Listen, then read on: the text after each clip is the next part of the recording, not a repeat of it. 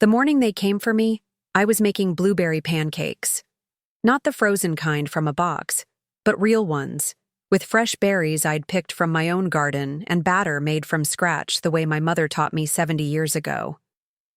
The kitchen smelled like vanilla and butter, like Sunday mornings when life still made sense. I heard Michael's car in the driveway first, that expensive German thing he bought last year with the promotion money. But it was too early for a visit. My son never came before noon on weekends, and never without calling first. Before we jump back in, tell us where you're tuning in from, and if this story touches you, make sure you're subscribed. Because tomorrow, I've saved something extra special for you. Then I heard the second car, and my hands stilled over the mixing bowl. Through my kitchen window, I watched them approach my front door like a small army. Michael in his pressed khakis and polo shirt, his wife Jennifer clutching her designer purse like a shield, and two people I didn't recognize in medical scrubs. My spatula clattered against the counter as understanding crashed over me like ice water. They weren't here for breakfast. The doorbell rang, but I didn't move. Let them wait, I thought. Let them stand on that porch I'd swept every morning for 43 years and feel the weight of what they were about to do. The pancake batter sat forgotten as I gripped the edge of my grandmother's wooden table, the one Michael used to hide under during thunderstorms when he was small and scared, and still believed his mother could protect him from anything. The doorbell rang again. Then came Michael's voice, muffled through the door but unmistakably nervous. "Mom? Mom, I know you're in there. Please open up. We need to talk. We need to talk." 4 words that never brought good news. I smoothed down my morning robe, the lavender one with tiny violets that Michael gave me 3 Christmases ago when he still pretended to care, and walked to the door with my chin high. If they were going to do this, they'd have to look me in the eye. The scene that greeted me was worse than I'd imagined. Michael couldn't meet my gaze, studying his shoes like they held the secrets of the universe. Jennifer stood slightly behind him, her lips pressed into that thin line she got when she thought I'd said something inappropriate at dinner parties. The 2 strangers smiled with professional sympathy, the kind they probably practiced in mirrors. "Shirley Brown?" the woman in scrubs asked, as if she didn't already know, as if they hadn't all rehearsed this ambush in Michael's living room the night before. "Mrs. Brown," I corrected, my voice steady as granite. "And you are?" "I'm Patricia from Sunset Gardens Senior Living, and this is my colleague David. Your son asked us to come speak with you about some exciting opportunities for your next chapter." Next chapter. As if my life was a book they could simply close and shelve. Michael finally looked up, and in his eyes I saw not my son, but a stranger wearing his face. "Mom, can we come in, please?" I stepped aside without a word, watching them file into my home like pallbearers at a funeral that hadn't happened yet.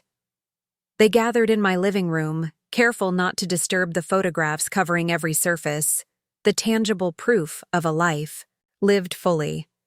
Michael as a baby, gummy smile and chubby fists, his college graduation, my late husband Frank's arm around his shoulders, our family vacations, birthday parties, holiday dinners. All of it watching as these strangers prepared to dismantle my world.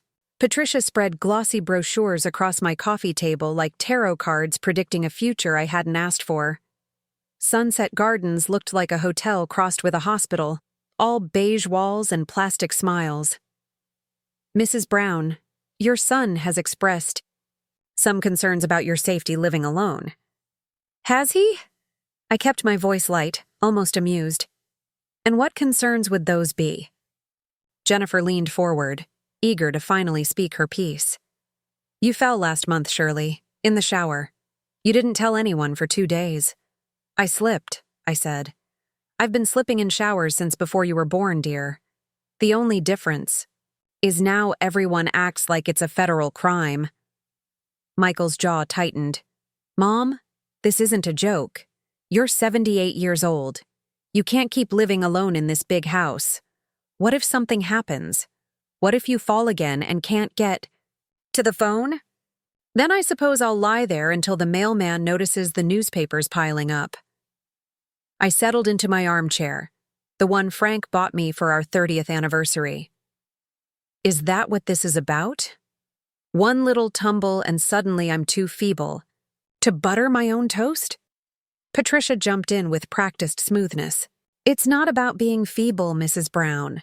Sunset Gardens is about enriching your golden years with activities, social connections, and round-the-clock care if you need it. I have activities, I have connections, and the only care I need is for people to stop treating me like I'm made of tissue paper. Michael stood abruptly, pacing to the window. Mom, please, just look at the brochures. The place is beautiful. They have art classes, a library, walking gardens. I have a garden. I gestured toward my backyard, where my roses bloomed in defiant glory. I have a library. I nodded to the floor-to-ceiling bookshelves Frank built with his own hands. And if I want art, I'll paint it myself. Thank you. The room fell silent except for the ticking of the grandfather clock in the corner, counting down seconds like a judge's gavel. David, who hadn't spoken yet, cleared his throat. Mrs. Brown, change is never easy, but sometimes it's necessary. Your son is trying to ensure you're safe and cared for. I studied Michael's rigid back as he stared out the window. When had he become this person? When had the boy who used to beg me to check for monsters under his bed become the man trying to lock me away for my own good? Michael, I said quietly, look at me. He turned slowly, and for a moment I saw a flicker of the child he used to be, uncertain and guilty. Do you remember when you were 10 and broke your arm falling out of the miller's apple tree? His brow furrowed. What does that have to do with... Do you remember what you said to me in the emergency room?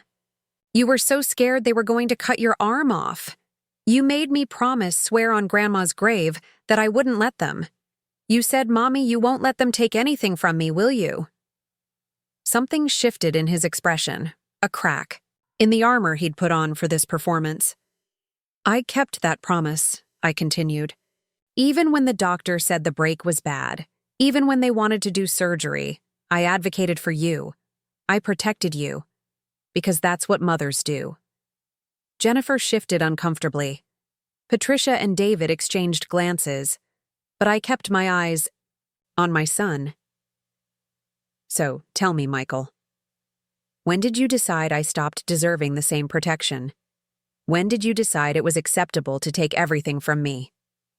It's not like that, isn't it? I picked up one of the brochures, scanning. The amenities list. 1 bedroom. That's what you're offering me. Preparing and narrating this story took us a lot of time, so if you are enjoying it, subscribe to our channel. It means a lot to us. Now back to the story. 1 bedroom in exchange for the home where I nursed your father through cancer, where I raised you, where I planted every flower and painted every wall and built a life worth living. My hands weren't shaking. I was proud of that. Shirley Brown didn't shake. The house is too much for you, Jennifer interjected. The maintenance, the stairs, the cleaning. I've been managing this house since before you knew Michael existed, I said evenly. I've replaced faucets, patched drywall, and reshingled the roof. I've survived flooding basements and frozen pipes and the occasional family of raccoons in the attic. But please, tell me more about how incapable I am. Michael returned to the couch, sitting on the edge like he might need to bolt at any moment. Mom, I'm trying to help. Dad's been gone for 5 years. You're alone here. At Sunset Gardens, you'd have people around, activities, medical staff if you need them. I have people. I have Dolores next door who brings me tomatoes from her garden. I have my book club every Tuesday. I have Father Martinez who checks on me after Sunday service. I have a life, Michael. One that doesn't require your permission to continue. Patricia, sensing the conversation derailing, tried another approach. Mrs. Brown, perhaps we could schedule a tour? No commitments, just come see what we have to offer. Many of our residents say they wish they'd made the transition sooner. I'm sure they do. What else can they say when they've already lost everything? The words hung in the air like smoke from a snuffed candle. I could see Michael wrestling with frustration and something else. Doubt, maybe? Or was that wishful thinking on my part? You could get hurt, he said finally, his voice smaller than before. You could fall down the stairs or have a medical emergency with no one here to help. I can't lose you too, Mom. Not like, we lost Dad. And there it was, the fear beneath the control. The little boy terrified of being orphaned, disguised as a middle-aged executive making practical decisions. For a moment, my resolve wavered. But then I remembered Frank's last words to me, whispered in that sterile hospital room while Michael paced the hallways because he couldn't bear to watch. Don't let them put you away, Shirley. Whatever you do, don't let them warehouse you like surplus inventory. You're too alive for that, I'd promised him, just like I'd promised Michael about his arm all those years ago. I appreciate your concern, I said, looking at each of them in turn. But I'm not going anywhere. This is my home. These are my memories. And despite what you might think, I'm perfectly capable of taking care of myself. Jennifer made a small noise of frustration. You're being stubborn. I'm being myself. If that's stubborn, then I've been stubborn for 78 years, and I see no reason to change now. Patricia began gathering her brochures, recognizing a lost cause when she saw one. Mrs. Brown, I'll leave some information in case you change your mind. The transition is often easier when it's voluntary. The implication hung heavy, that voluntary was a temporary state, that eventually I might not have a choice. I smiled at her, the same smile I used to give to schoolyard bullies who tried to intimidate Michael. Thank you for your time, but I assure you my mind is quite made up. They filed out slowly, Michael lingering in the doorway like he had more to say. I waited, but he just shook his head and followed his wife to their expensive car. I watched from my window as they drove away, Patricia's van following like a hearse that had arrived too early. The house felt different in their absence. Not empty. It had been empty since Frank died, but charged, like the air before a storm. I returned to the kitchen where my pancake batter had gone flat, the blueberries bleeding purple into the mixture. I poured it down the drain and started fresh. Because that's what you do when life tries to flatten you. You start fresh. As I whisked new eggs into flour, I thought about Michael's face, the way his confidence had cracked when I mentioned his broken arm. He'd forgotten, perhaps, that his mother had a memory like a steel trap, that I forgot nothing, forgave selectively, and had learned long ago that sometimes the best defense is patience. He thought he was protecting me. Maybe he even believed it. But I knew better. This wasn't about my safety, it was about convenience, about Jennifer's complaints that they couldn't travel because what if something happens to your mother? About Michael's career ambitions that required longer hours and less worry about his aging parent, about transforming me from a person into a problem to be solved. The new pancakes came out perfect, golden brown with crispy edges. I ate them alone at my kitchen table, syrup pooling in the divots I made with my fork. Outside, my garden beckoned, roses needing deadheading, vegetables ready for harvest. Normal things, life things, things that people in Sunset Gardens probably weren't allowed to do because someone might get pricked by a thorn or dirty their supervised hands. The phone rang as I was washing dishes. The caller ID showed Michael's number. I let it ring. He'd said what he came to say, and I'd given my answer. But I knew my son. He was like his father in that way. When the direct approach failed, he'd try flanking maneuvers. There would be more visits, more professionals, more pressure disguised as concern. What Michael didn't know, what none of them knew, was that Shirley Brown had her own flanking maneuvers. You don't survive 78 years without learning how to protect yourself. how to hide your strength until the moment it's needed most. I dried my hands on the dish towel embroidered with sunflowers, another gift from Michael back when gifts came from the heart instead of duty. Then I walked to Frank's old study, now my sanctuary, and unlocked the bottom drawer of his desk. Inside, beneath layers of bank statements and tax returns, lay a manila folder that would change everything when the time came. But not yet. First, they needed to show their hand completely. First, Michael needed to believe he was winning. I closed the drawer and locked it again, tucking the key into the pocket of my robe. Then I went outside to tend my roses, humming, an old song Frank used to love, pretending I hadn't noticed Jennifer's car circling the block like a vulture waiting for something to die. Let them circle. Let them plan. Shirley Brown had survived worse storms than this, and she wasn't about to be washed away by the people who should have been her harbor. The sun climbed higher, warming my face as I worked the soil with my bare hands. Somewhere across town, Michael was probably on the phone with lawyers or social workers or whoever children called when their parents refused to conveniently disappear. But here in my garden, surrounded by life I'd planted and nurtured, I felt more powerful than I had in years. They thought they were saving me. They had no idea I was about to save myself. The weeks that followed their first ambush unfolded like a chess game played in slow motion. Michael had inherited his father's analytical mind, but not his patience, and I watched him deploy his pieces with all the subtlety of a bulldozer in a china shop. First came the doctor visits. Suddenly, my annual checkup wasn't sufficient. Michael insisted on accompanying me to appointments I'd been handling alone for decades, sitting in the corner of the examination room like a concerned prison guard. Dr. Patel, who'd been my physician for 20 years, raised an eyebrow when Michael started asking about cognitive evaluations and home safety assessments. "Your mother is healthier than most people half her age," Dr. Patel said, barely concealing his irritation. "Her blood pressure is controlled, her mobility is excellent, and her mind is sharp as a tack." "But what about the fall?" Michael pressed. "What fall?"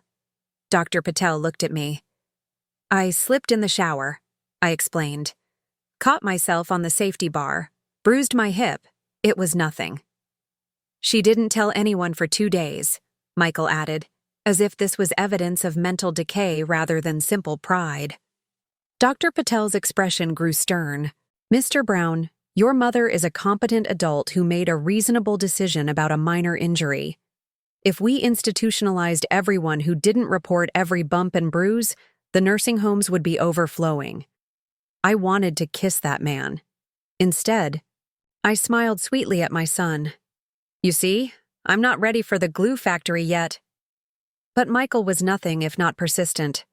Next came the home visits from various experts he'd hired. An occupational therapist who tested my ability to navigate my own stairs. A nutritionist who rifled through my pantry, clucking disapprovingly at my coffee supply.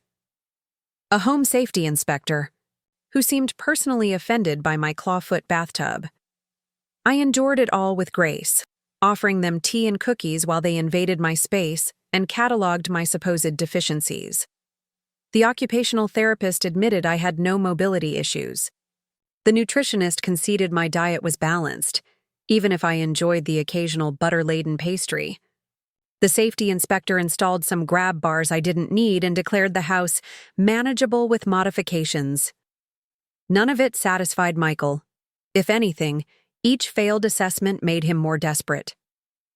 The turning point came on a Thursday afternoon in late September. I was in my sewing room, working on a quilt for Harper's new baby, my third great-grandchild, though you'd never know it from how rarely they visited. The doorbell interrupted my careful stitching. Jennifer stood on my porch, and she was alone. This was new. "May I come in?" she asked, and for once, the perpetual judgment was missing from her voice. I led her to the kitchen, instinct taking over. Whatever this was, it required coffee and the armor of hospitality. She sat at my table, manicured fingers wrapped around. The mug I offered, looking uncomfortable in a way I'd never seen before. "Shirley," she began, then stopped, started again. "I need you to understand something about Michael." I waited. In my experience, the most important truths came out sideways, when you gave them room to breathe. "The company is struggling," she said finally. "Michael's department specifically. They've been hemorrhaging money for 2 years. There's talk of layoffs, major ones. He's terrified." "And this relates to me how?" Jennifer's laugh was bitter. "Everything relates to you. You're the expense he can control. This house, your independence, it all represents uncertainty to him. Variables he can't manage. If you were in Sunset Gardens, he'd know exactly where you were, what you were doing, what it cost. He could budget for it, plan around it. So, I'm a line item to be balanced." "You're his mother," she corrected, surprising me. "And he loves you. But he's drowning, Shirley. The mortgage on our house is underwater. The kids' college funds are depleted. His entire identity is wrapped up in being the provider, the successful son who made good. And it's all crumbling." I studied my daughter-in-law, seeing her clearly for perhaps the first time. Behind the perfect makeup and designer clothes was a woman watching her husband fall apart, trying desperately to hold the pieces together. "Why are you telling me this?" "Because he's going to do something stupid," she said quietly. "He's already talked to a lawyer about power of attorney, about having you declared incompetent. I told him it was cruel, unnecessary, but he's not listening to me anymore. He's not listening to anyone." The coffee turned to acid in my stomach. I'd expected pressure, not betrayal. Not from the boy who used to crawl into my bed during thunderstorms, whispering that he'd protect me from the lightning if I'd protect him from the thunder. "When?" I asked. "Soon, maybe next week. The lawyer said he needs documentation, evidence of cognitive decline or inability to manage affairs. Michael's been keeping a journal, noting every forgotten appointment, every unpaid bill, every minor mistake." "I haven't forgotten any appointments." "He's creating them, setting up meetings he doesn't tell you about, then documenting your absence, intercepting your mail to find bills he can claim you've neglected. It's—" She paused, choosing her words carefully. "It's thorough." I sat back in my chair, absorbing this information like a sponge taking in poison. My own son plotting against me with the methodology of a corporate takeover. Frank would have been heartbroken. "Why warn me?" I asked. Jennifer met my eyes directly. "Because I have a mother too, and because what Michael's becoming frightens me more than losing the house." We sat in silence for a moment, two women on opposite sides of a war neither had chosen. Then Jennifer did something that surprised me. She reached across the table and touched my hand. "He's not evil, Shirley. He's scared. But scared people do evil things sometimes." After she left, I sat alone in my kitchen, watching the afternoon light fade across my garden. The roses needed pruning again. The tomatoes were heavy on their vines. Life continued its relentless growth, indifferent to human schemes and betrayals. I thought about fear, about how it could transform love into control, protection into prison. Michael was afraid of losing control, of failing, of watching his carefully constructed life collapse. But what he didn't understand was that I had fears too. Fear of being erased, of having my autonomy stripped away piece by piece until nothing remained but a body in a bed, waiting for permission to die. The difference was, I'd learned long ago that fear was a luxury I couldn't afford. That evening, I made 2 phone calls. The first was to Eleanor Hartwell, an old friend from my teaching days who'd retired into law practice. We'd lost touch after Frank's death, but she remembered me, and more importantly, she specialized in elder law. "Shirley Brown," she said warmly. "I heard through the grapevine someone was trying to railroad you into a nursing home. Didn't think you'd go down without a fight. You know me well. I know you well enough to know this call isn't just about defense. What do you need?" I smiled, though she couldn't see it. I need you to look into something for me. Quietly. It concerns certain financial instruments that might have been forgotten by everyone except the person who set them up 40 years ago. There was a pause. Then Eleanor laughed, low and appreciative. Oh, Shirley, what have you been sitting on all this time? Insurance, I said simply. The kind that appreciates with age. The second call was harder. I dialed Michael's number, knowing he'd be home from work, probably poring over his manufactured evidence of my incompetence. He answered on the third ring. Mom? Is everything okay? The concern in his voice almost broke my resolve. Almost. I'd like to have dinner, I said. This Sunday, just family. I'll make your favorite pot roast. A pause. I could practically hear the wheels turning, wondering if this was capitulation or strategy. That sounds nice, he said carefully. Should I bring anything? Just yourself, and Jennifer, and perhaps an appetite for honest conversation. What do you mean? I mean, I said, choosing my words like weapons, that I think it's time we discussed your father's legacy. All of it. The silence stretched between us, taut as a piano wire. I don't understand, he said finally. You will. Sunday, 6 o'clock. Don't be late. I hung up before he could respond, my hand trembling slightly as I placed the receiver in its cradle. The die was cast, as Frank used to say. The board was set. Now all that remained was to play the game to its conclusion. That night, I retrieved the manila folder from Frank's desk and spread its contents across the dining room table. Contracts, certificates, incorporation documents, and most importantly, a trust agreement that bore my signature as primary beneficiary and controlling trustee.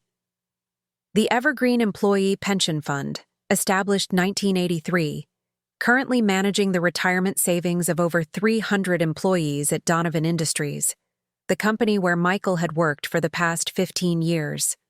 Frank had been brilliant with money, but more than that, he'd been prescient. Never let them put you in a position of weakness, he'd told me when we established the trust. Money isn't power, but controlling other people's money? That's leverage. At the time, I'd thought he was being paranoid. We were young, healthy, surrounded by friends who'd never dream of marginalizing us.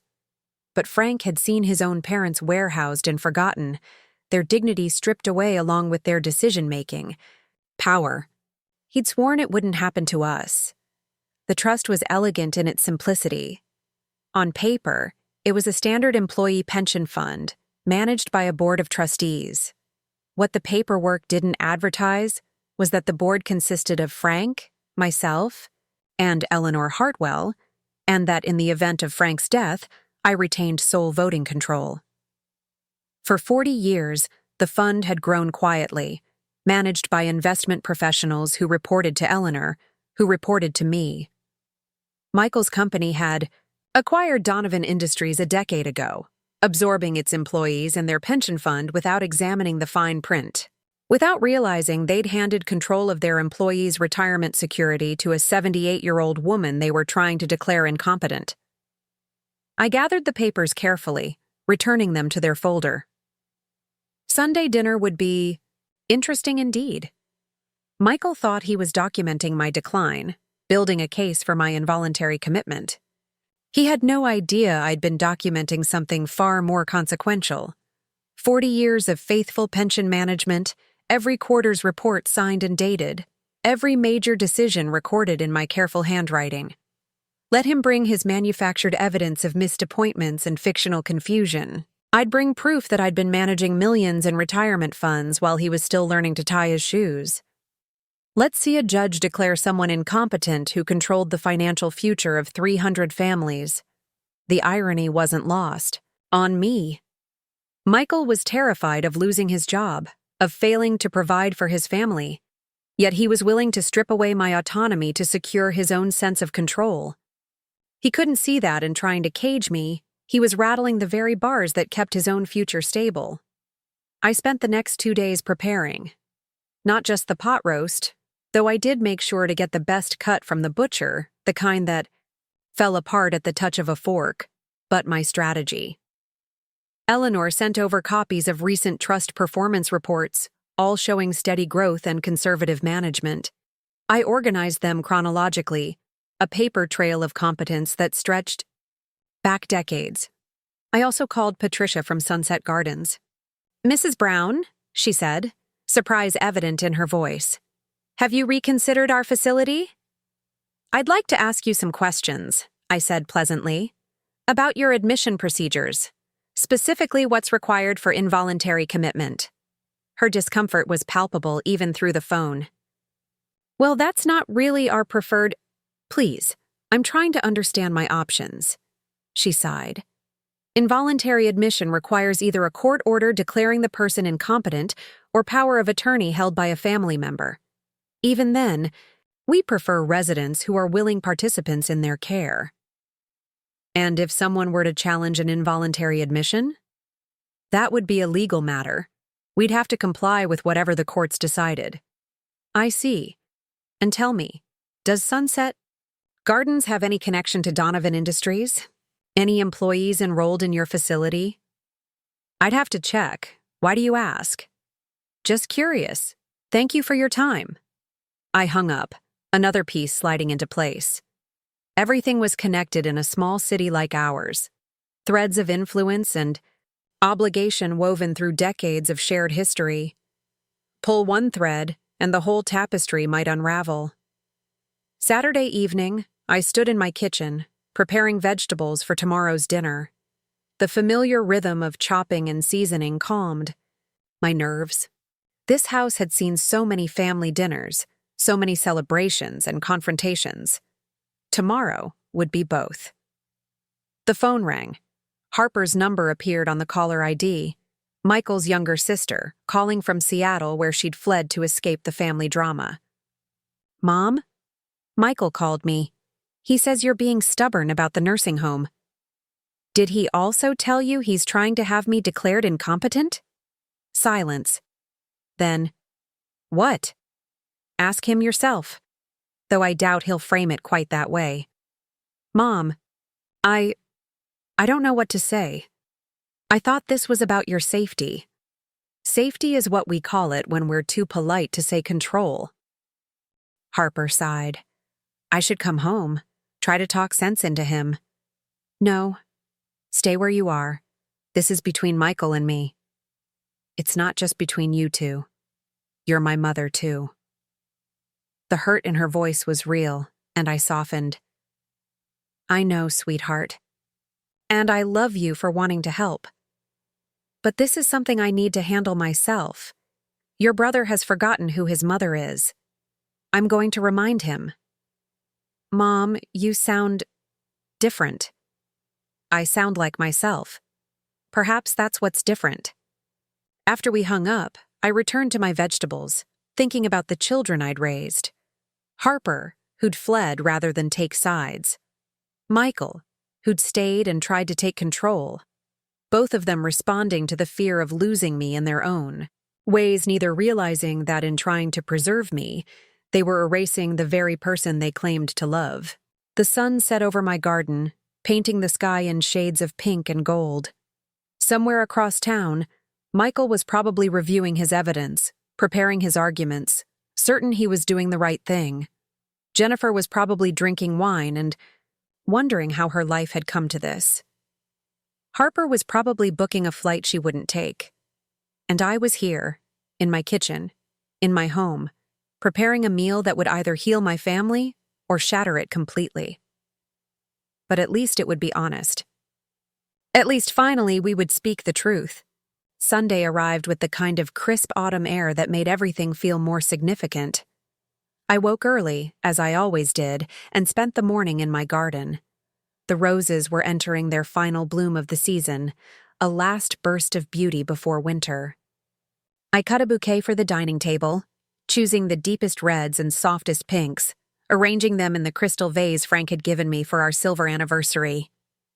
The pot roast went into the oven at noon, filling the house with the smell of herbs and meat and memory. I peeled potatoes, snapped green beans, mixed the batter for Yorkshire pudding. Michael's favorite since he was 6 years old. If this was to be our last family dinner in this house, it would be one worth remembering. At 4 o'clock, I dressed carefully. Not in the housecoats and comfortable shoes they expected, but in my navy dress with the pearl buttons, the one I wore to board meetings back when I served on the library committee. I put on lipstick, pinned my silver hair into a neat chignon, and clasped the gold watch Frank had given me when I retired from teaching. I looked like what I was, a woman who had lived fully, loved deeply, and refused to apologize for either.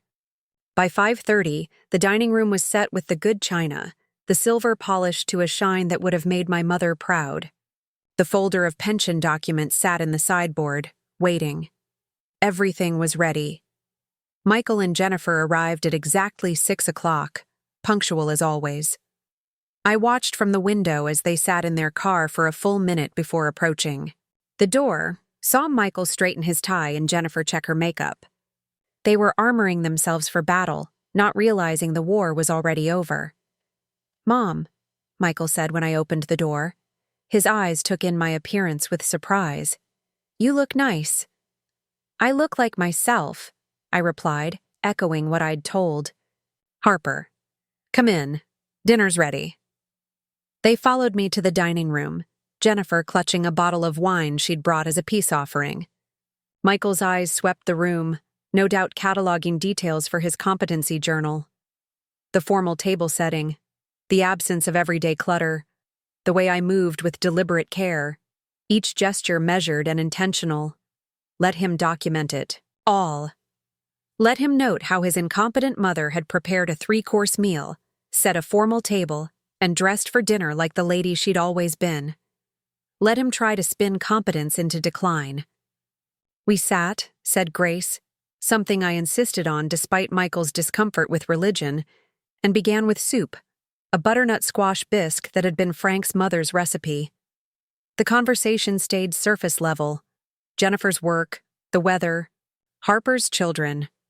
We were all waiting for the main event, circling it like wary animals. It wasn't until I was carving the roast that Michael finally broke. "Mom, we need to talk about your future." I continued slicing meat, each cut precise. "Oh, my future?"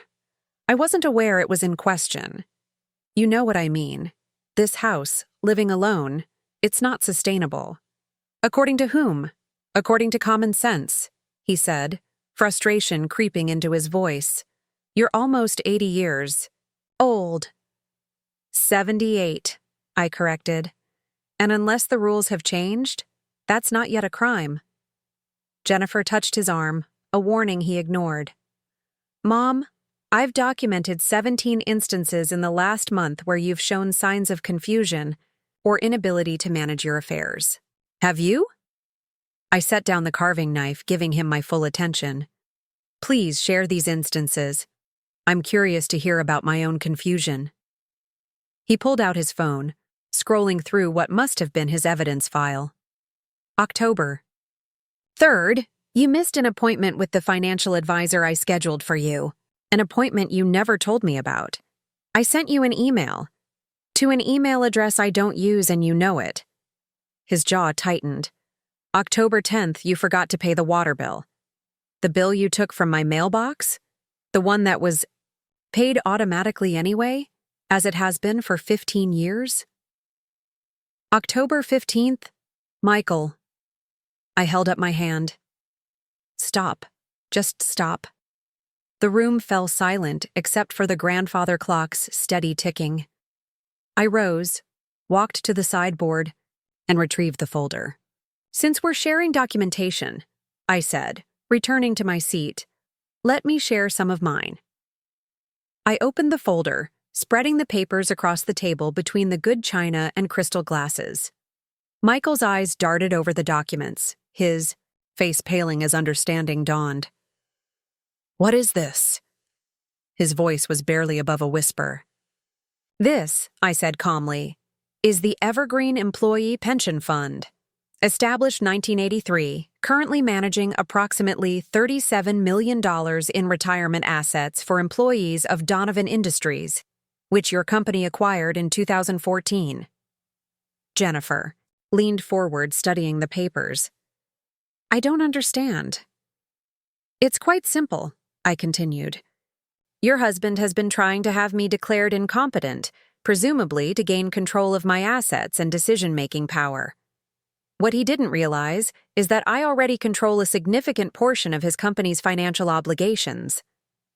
Every employee pension, including his own, is managed by this trust, and I am the sole controlling trustee. Michael's hand shook as he picked up one of the quarterly reports. This can't be legal. Oh, it's quite legal. Eleanor Hartwell has been the fund's attorney for 40 years.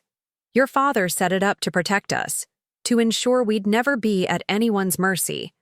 Rather prescient of him, don't you think? You've been managing our pensions? Successfully, conservatively, and profitably.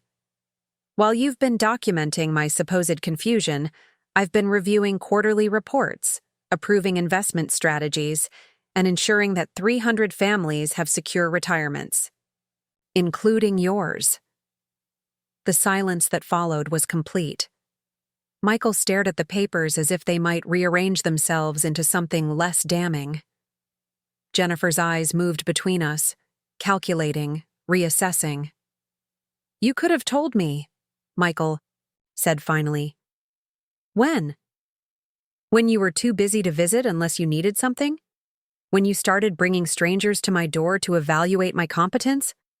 When you began stealing my mail to manufacture evidence against me? I shook my head. No, Michael. You lost the right to my trust when you decided I was a problem to be solved rather than a person to be respected. What are you going to do? He looked up, and for the first time in years, I saw real fear in his eyes.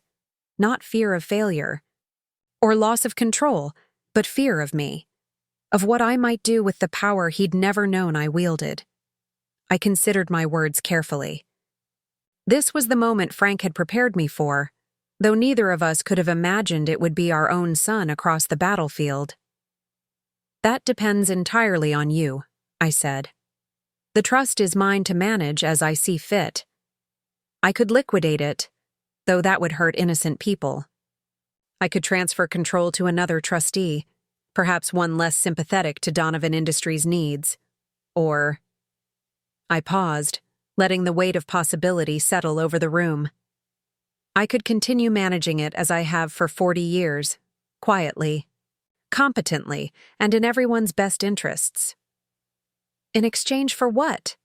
Michael's voice was hollow. Respect, I said simply. Autonomy, the right to live in my own home, make my own decisions, and exist without constant surveillance and manipulation. In short, exactly what I've had all along, without your interference.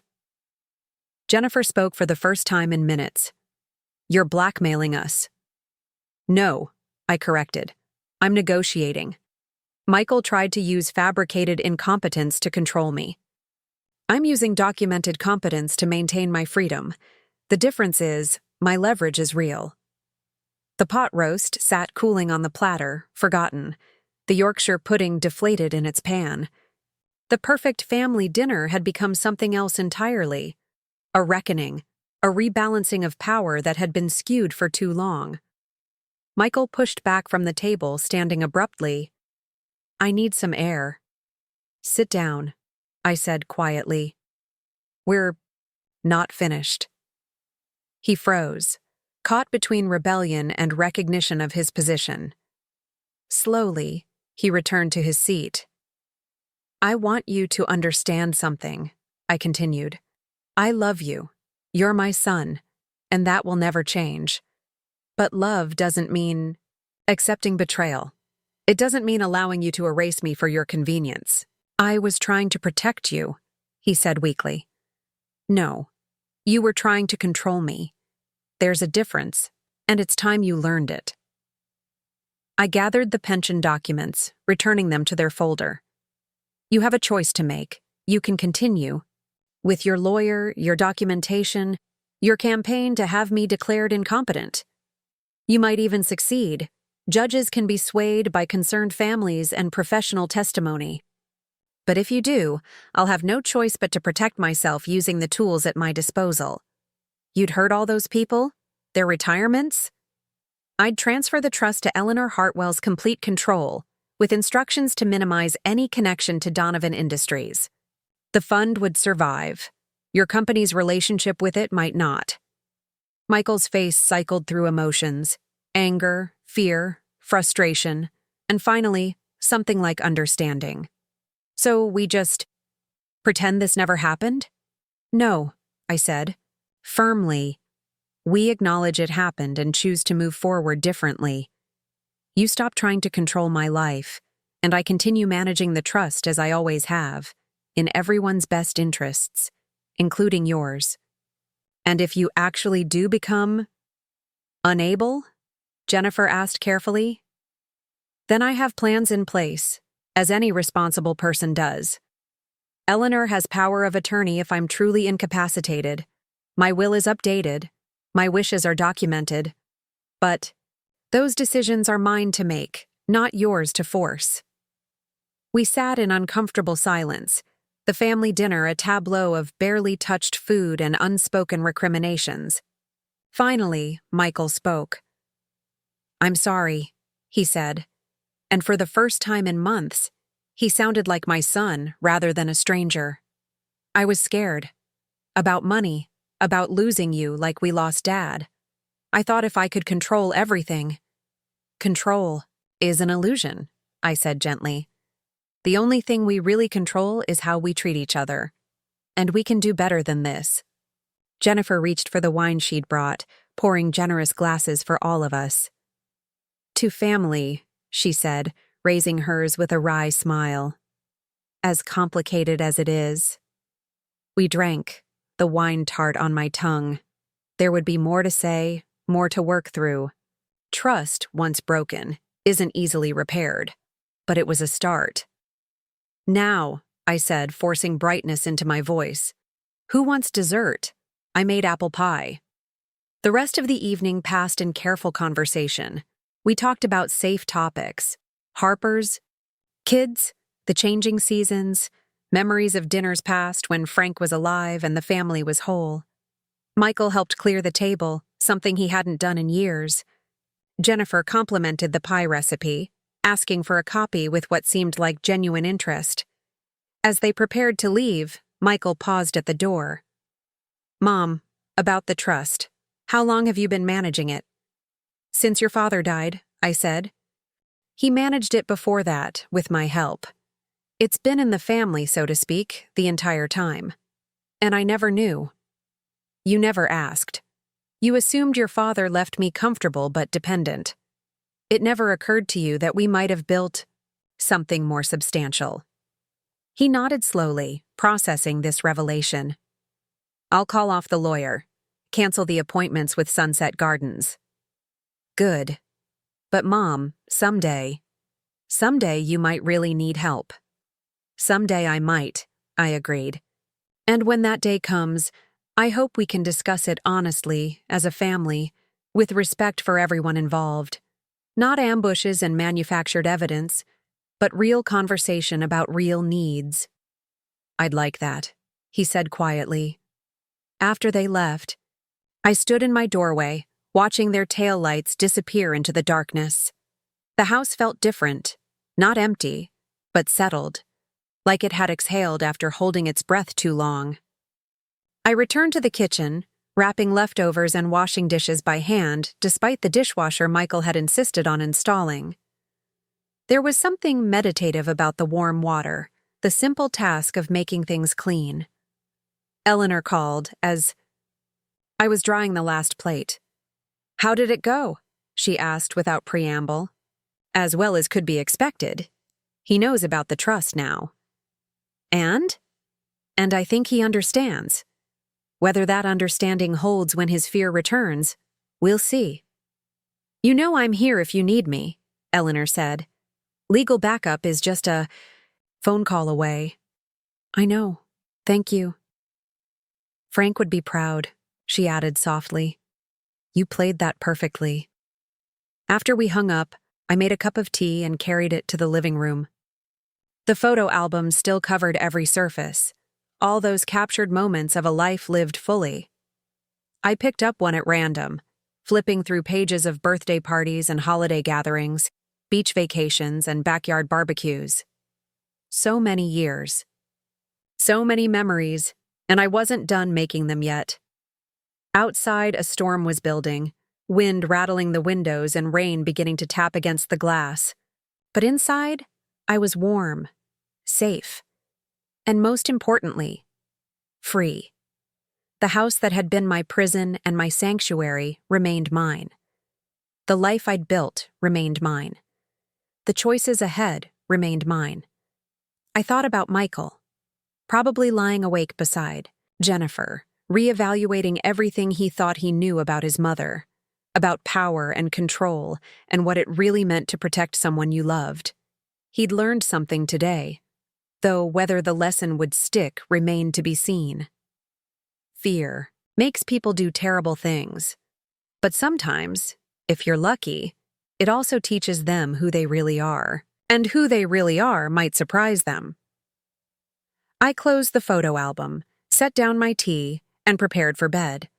Tomorrow, I'd tend my garden, weather permitting. I'd have lunch with Dolores next door. I'd review the quarterly pension report Eleanor would send over. I'd live my life on my terms, as I'd fought to do. The storm grew stronger as I climbed the stairs to my bedroom, but I wasn't afraid. I'd weathered worse storms than this, and I was still standing. In the darkness of my room, I thought I felt Frank's presence, a warmth beside me in the bed we'd shared for 43 years. "Did I do right?" I whispered to the empty air. The wind howled its answer, rattling the windows like applause. I smiled, pulling the quilt up to my chin. Tomorrow would come with its own challenges, its own battles to fight. But tonight, I was victorious. Tonight, I was free. And that, more than any pension fund or legal document, was the real power. The power to choose. The power to stand firm. The power to look your own child in the eye and say, "No, this is where I draw the line." Shirley Brown, 78 years old, controller of trusts, keeper of secrets, defender of her own dignity. Still here, still fighting, still absolutely, unapologetically herself.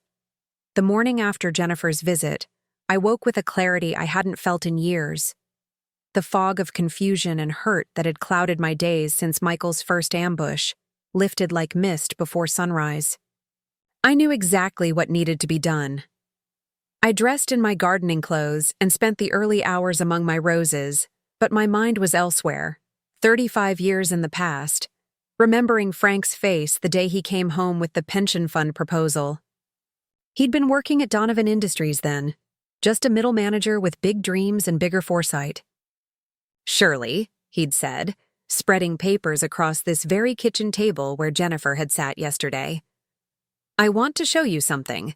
It's about protecting our future." I'd been skeptical at first. Investment funds, trust structures, legal frameworks. It all seemed unnecessarily complex for a couple in their 40s with decent jobs and a mortgage. But Frank had insisted, and I'd learned to trust his instincts about money the way he trusted mine about people. "The company wants to establish an employee pension fund," he'd explained. "They need someone to manage it, someone they trust. But here's the thing. We can structure it so that control remains with trustees, not the company. If something ever happens, if the company gets sold or goes under, the employee's money stays protected." "And they're agreeing to this?" "They don't understand what they're agreeing to," Frank had smiled, that clever glint in his eye that I'd fallen in love with. "They just want the tax benefits and the employee retention. They're not thinking 40 years ahead. But we are." We were indeed. With Eleanor Hartwell's help, we'd created something bulletproof. A trust that looked standard on the surface, but contained provisions that would make corporate lawyers weep if they ever truly understood them. Frank and I were named as permanent trustees. In the event of death, The surviving spouse retained full control. No board of directors, no corporate oversight, just fiduciary duty to the beneficiaries and the legal requirement to act in their best interests. For 20 years, Frank had managed it brilliantly. The fund grew steadily, conservatively, weathering market crashes and economic downturns. When Donovan Industries was acquired by the larger corporation where Michael now worked, the pension fund transferred with the employees, its unusual structure buried in thousands of pages of acquisition documents that lawyers skimmed but never truly examined. When Frank died, I'd considered stepping back, letting Eleanor take full control. But Frank's last words echoed, "Don't let them put you away, Shirley. Don't let them make you small." So I'd learned. Eleanor taught me to read financial statements, to understand market trends, to make decisions based on data rather than emotion. For 5 years, I'd quietly managed $37 million while my son thought I was just a grieving widow who needed his protection. The irony was sharp enough to cut. My phone rang, interrupting my reverie. Eleanor's name appeared on the screen. "I've been thinking about your situation," she said without preamble. "We need to document everything. Every decision you've made regarding the fund, every meeting, every report you've reviewed. Create an unassailable record of your competency." "I've kept everything," I assured her. "Frank taught me that." "Good. Can you come by my office this afternoon? Bring it all.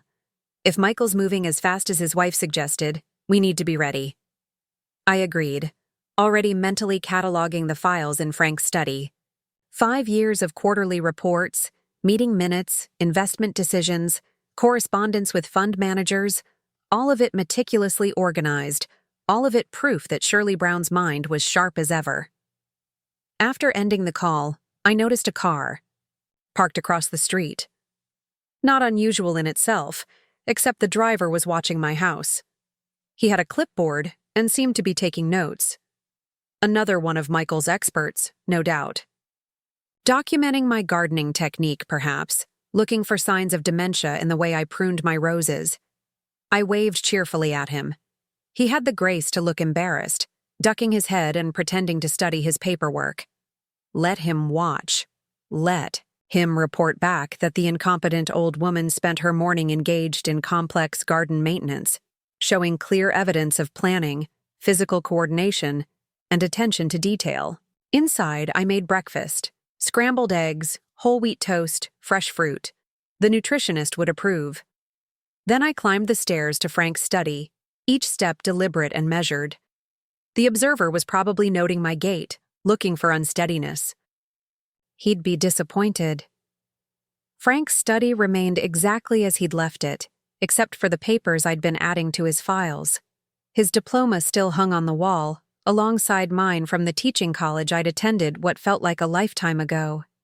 People forgot I'd been a teacher once, that I'd shaped young minds for 20 years before retiring to raise my own children.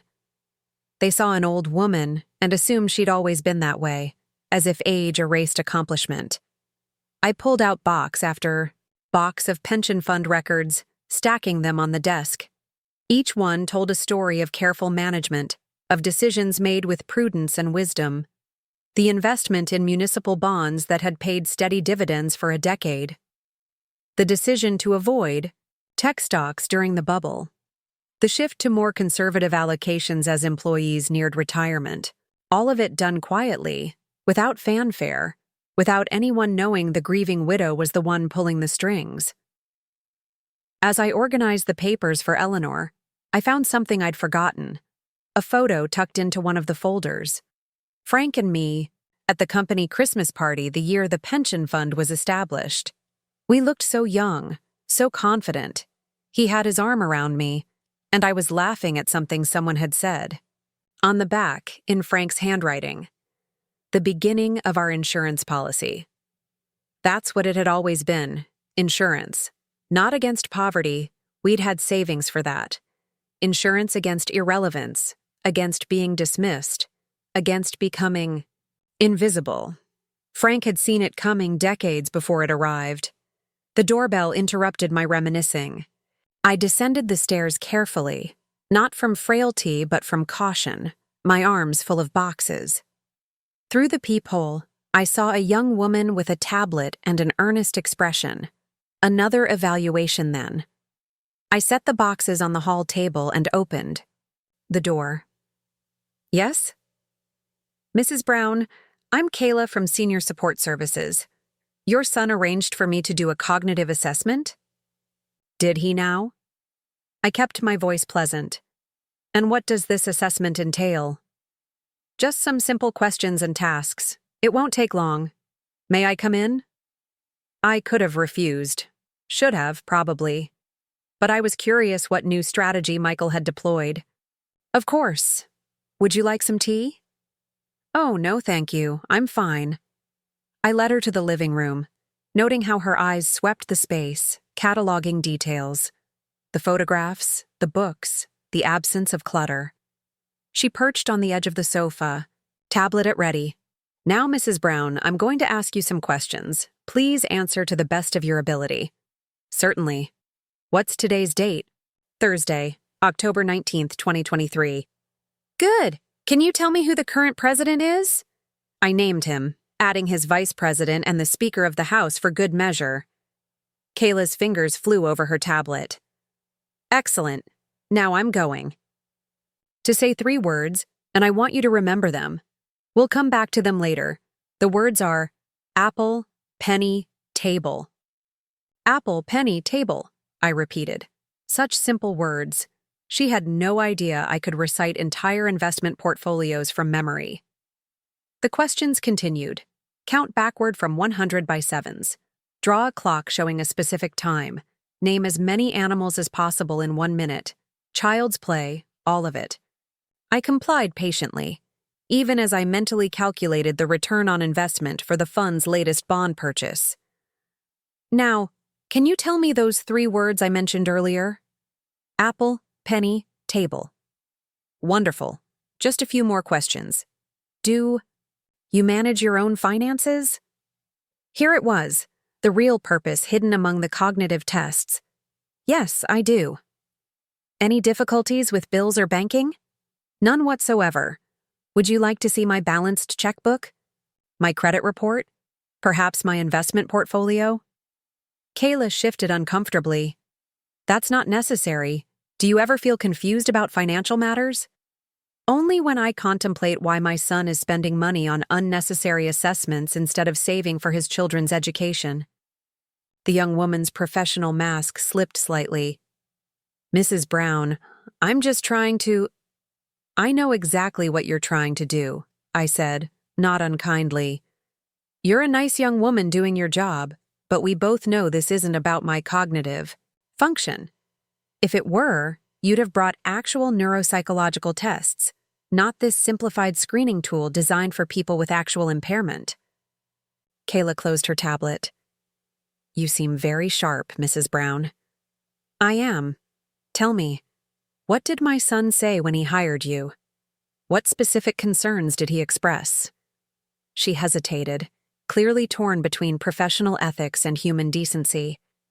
He said you'd been showing signs of confusion, missing appointments, forgetting important dates, difficulty with complex tasks. And having met me, what's your assessment? Honestly? She glanced around the room again, taking in the evidence of a life fully lived and carefully maintained. I think you're one of the most cogent clients I've evaluated. Whatever concerns your son has, cognitive impairment isn't among them. Would you be willing to put that in writing? My report will reflect my findings accurately. Thank you. I stood, signaling the end of our session. You seem like someone who went into this field to actually help people. Can I give you some advice? She nodded. When someone hires you to find a problem, ask yourself why they need one to exist. The answer usually tells you more than any assessment could. After she left, I returned to Frank's study and made a call I'd been putting off. Harper answered on the second ring. Mom, is everything okay? No, I said simply. But it will be. What's going on? Michael called me last night ranting. About lawyers and powers of attorney and, Mom, what haven't you told me? Where to begin? How to explain decades of careful planning to a daughter who'd kept herself deliberately distant from family finances. Your father and I built something a long time ago. Something to protect us, to protect others. Michael's trying to take control of my life, but he doesn't realize I already control something far more significant. I don't understand. The pension fund, Harper, for Donovan Industries employees. I'm the sole trustee.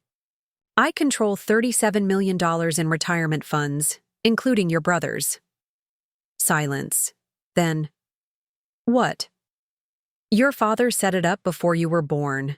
It's been our insurance policy, our protection against exactly what Michael's trying to do now. He wants me declared incompetent so he can make decisions for me. But how can someone be incompetent who successfully manages millions? Mom, why didn't you ever tell us? Because it wasn't about you. It was about survival, about maintaining autonomy in a world that strips it from aging women without a second thought. Your father saw what happened to his mother, warehoused, in a nursing home the moment she showed the slightest frailty. He swore it wouldn't happen to me. And Michael doesn't know? He's about to find out. Sunday dinner. Will you come? I'm in Seattle, Mom. I know where you are. I'm asking if you'll come. Another silence, longer this time. Harper had always been the one who fled from conflict, who preferred distance to difficult conversations. But she was also the one who understood nuance, who could see shades of gray where Michael saw only black and white. I'll book a flight, she said finally. But Mom, this is going to destroy him. You know that, right? His whole identity is wrapped up in being the successful son, the one who takes care of everything. Then maybe it's time for a new identity, one based on truth rather than control. After we hung up, I sat in Frank's chair, surrounded by evidence of my competence, thinking about identity and power and the prices we pay for both. Michael had built his sense of self on being the strong one, the provider, the decision-maker. In his mind, I'd become a problem to be managed rather than a person to be respected. But I'd built my identity too, quietly, carefully, over decades. Not just as a wife or mother, but as a guardian, a protector of other people's futures. 300 families depended on the pension fund I managed, even if they didn't know my name.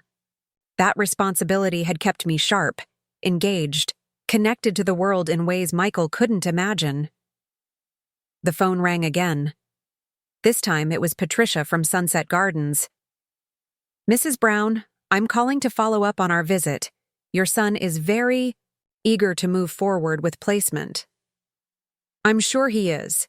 Tell me, Patricia, has he put down a deposit? Well, yes. He's secured a unit for November 1st. How optimistic of him. Tell me, what's your refund policy? I'm sorry? For deposits. When the intended resident decides not to move in, I assume you have a refund policy? Mrs. Brown, your son seems to think. My son thinks many things. Not all of them are grounded in reality. Now, about that refund policy? Patricia's tone shifted, becoming more businesslike. Deposits are fully refundable up to 7 days before move-in date. Excellent.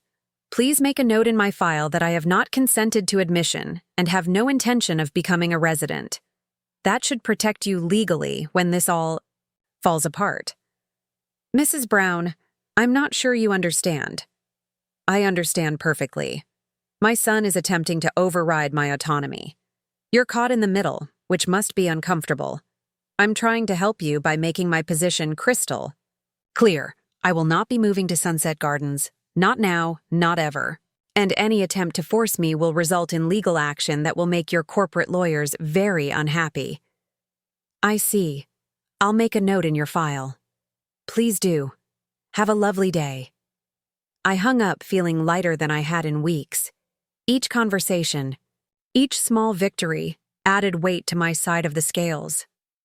Michael thought he was building a case, but all he was really doing was exposing his own desperation. The mail arrived while I was making lunch. Among the usual bills and advertisements was a thick envelope from Michael's lawyer. I opened it carefully, scanning the dense legal language. A petition for conservatorship, citing my advancing age and declining capacity to manage complex affairs. The irony was almost funny. Declining capacity. I wondered what the lawyer would think if he knew about the pension fund, about the decades of successful management, about the complex financial decisions I made quarterly without anyone's help or supervision. I called Eleanor immediately. The petition arrived. Fax it to me, every page. We'll file a response that will make their heads spin. Should I be worried? Worried? Surely by the time I'm done, they'll be begging to withdraw the petition. You have more documented proof of competency than most CEOs. Plus, attempting to have you declared incompetent while you control his pension? That's going to look very interesting to a judge. After faxing the documents, I returned to my garden. The observer was still there, still taking notes. I wondered what he was writing. 2:15 p.m. Subject demonstrates ability to operate complex machinery, pruning shears. 2:30 p.m. Subject successfully identifies different plant species, suggesting intact memory and recognition. Let him write. Let them all document and assess and evaluate. While they were focused on manufacturing evidence of my decline, I was quietly demonstrating the opposite. Every balanced checkbook, every successful pension fund decision, every coherent conversation added to my defense. As the afternoon wore on, I thought about Sunday's dinner. Michael would arrive expecting capitulation or confusion. Instead, he'd find his mother armed with 40 years of evidence and the power to dismantle his carefully constructed world. Harper would be there, forced to finally pick a side. Jennifer would watch her husband's assumptions crumble. It would be painful. Necessary but painful. Like resetting a broken bone. Agony in the moment, but the only path to proper healing. The observer finally left as the sun began to set. I watched his car disappear down the street, then went inside to prepare dinner. Cooking for one had been the hardest adjustment after Frank's death. Not the loneliness, I'd expected that. But the way a single pork chop looked so small in the pan, the way I still reached for 2 plates out of habit. Tonight, though, I cooked with purpose.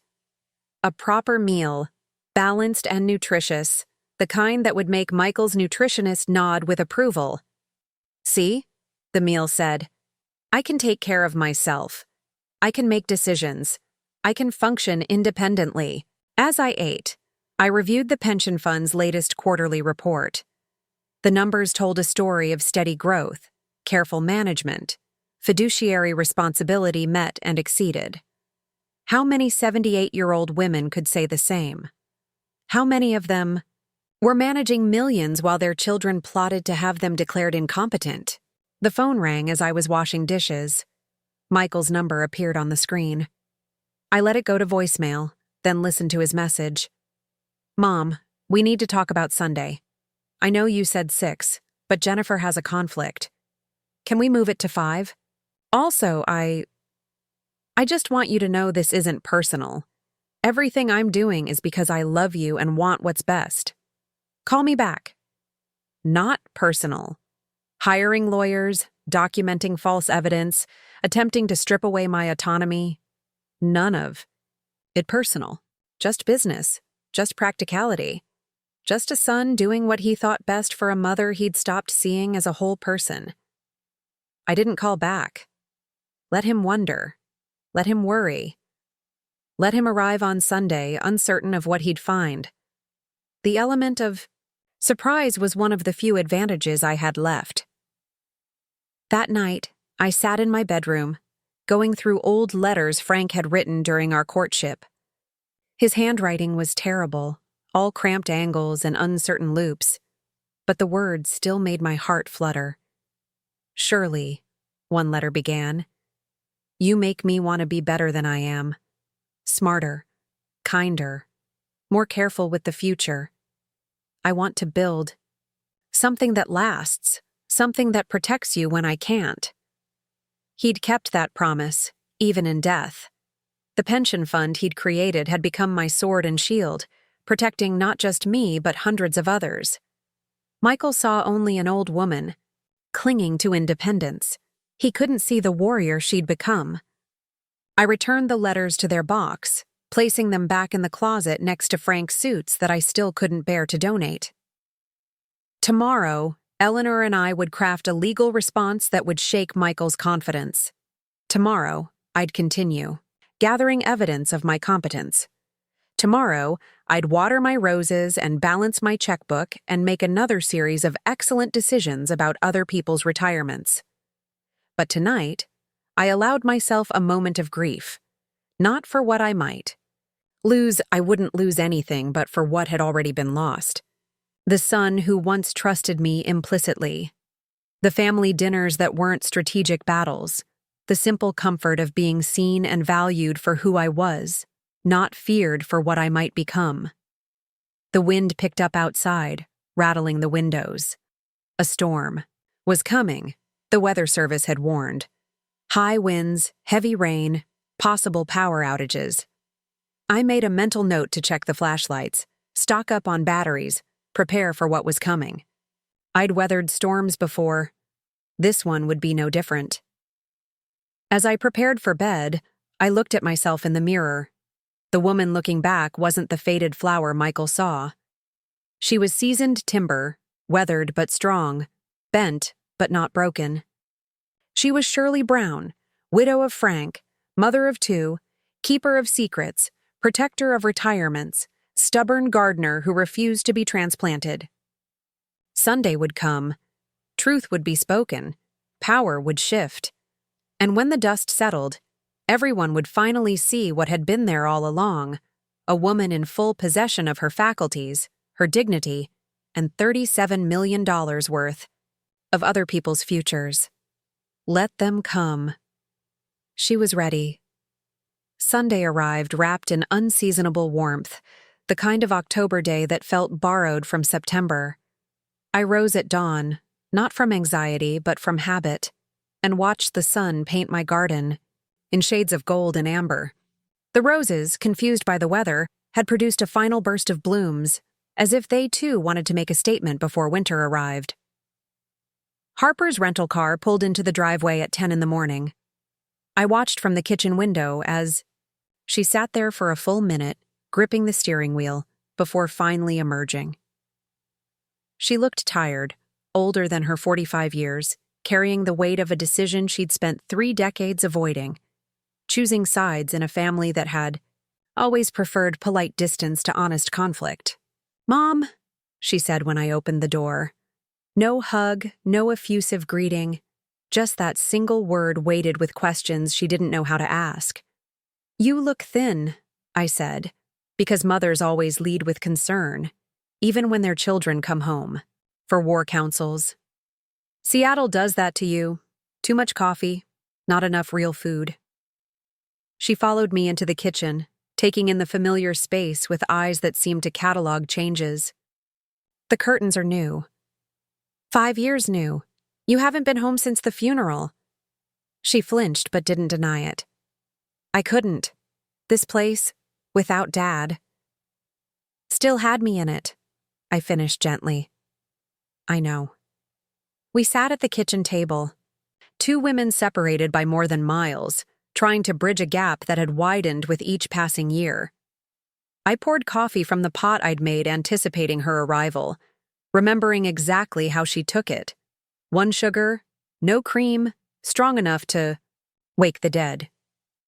"Tell me about the pension fund," she said without preamble. "All of it, from the beginning." So I told her about Frank's foresight, about the careful structuring, about 40 years of quiet management that had grown a modest employee fund into something substantial. I showed her the documents I'd prepared for Eleanor, the quarterly reports, the investment strategies, the proof of competence that Michael's lawyer would never expect. Harper studied each page with the careful attention of someone who'd inherited her father's analytical mind, but chose to use it for architecture instead of finance. She designed buildings in Seattle, creating spaces for other people to live their lives while keeping her own carefully compartmentalized. "This is incredible," she said finally. "You've been doing this alone for 5 years?" "Eleanor helps with the legal aspects. But yes, the decisions are mine." "And Michael has no idea?" "None. He sees what he expects to see. His aging mother, who needs protection. It never occurred to him I might be protecting others." Harper set down the papers, really looking at me for the first time since she'd arrived. "You're different." "I'm the same person I've always been. You're just finally seeing me." "No," she shook her head. "You're harder, more focused. Dad's death didn't break you. It revealed you." I considered this. Perhaps I finally had permission to be myself instead of who everyone needed me to be. We worked in companionable silence for the next hour, Harper helping me prepare the pot roast while I arranged my documentation in precise order.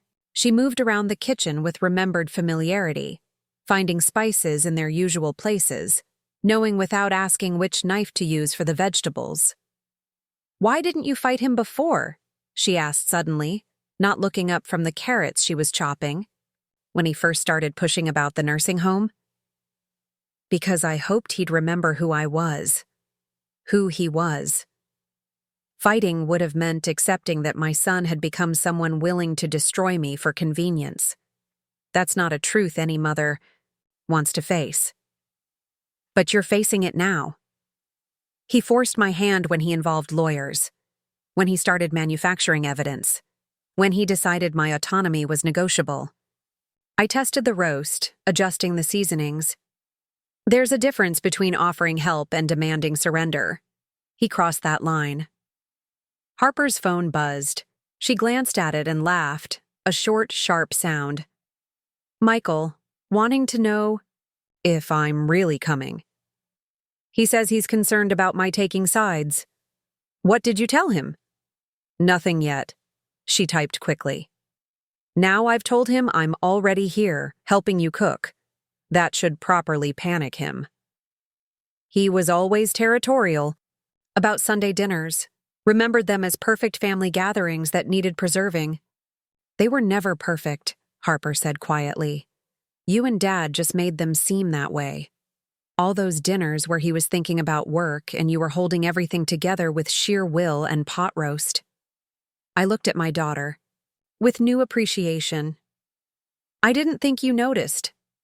"I noticed everything. It's why I left. I couldn't stand watching you disappear piece by piece, smile by smile. And I couldn't stand that Dad let it happen, that we all let it happen. You were a child. I was 23 when I moved to Seattle, old enough to say something, to do something. Instead, I ran."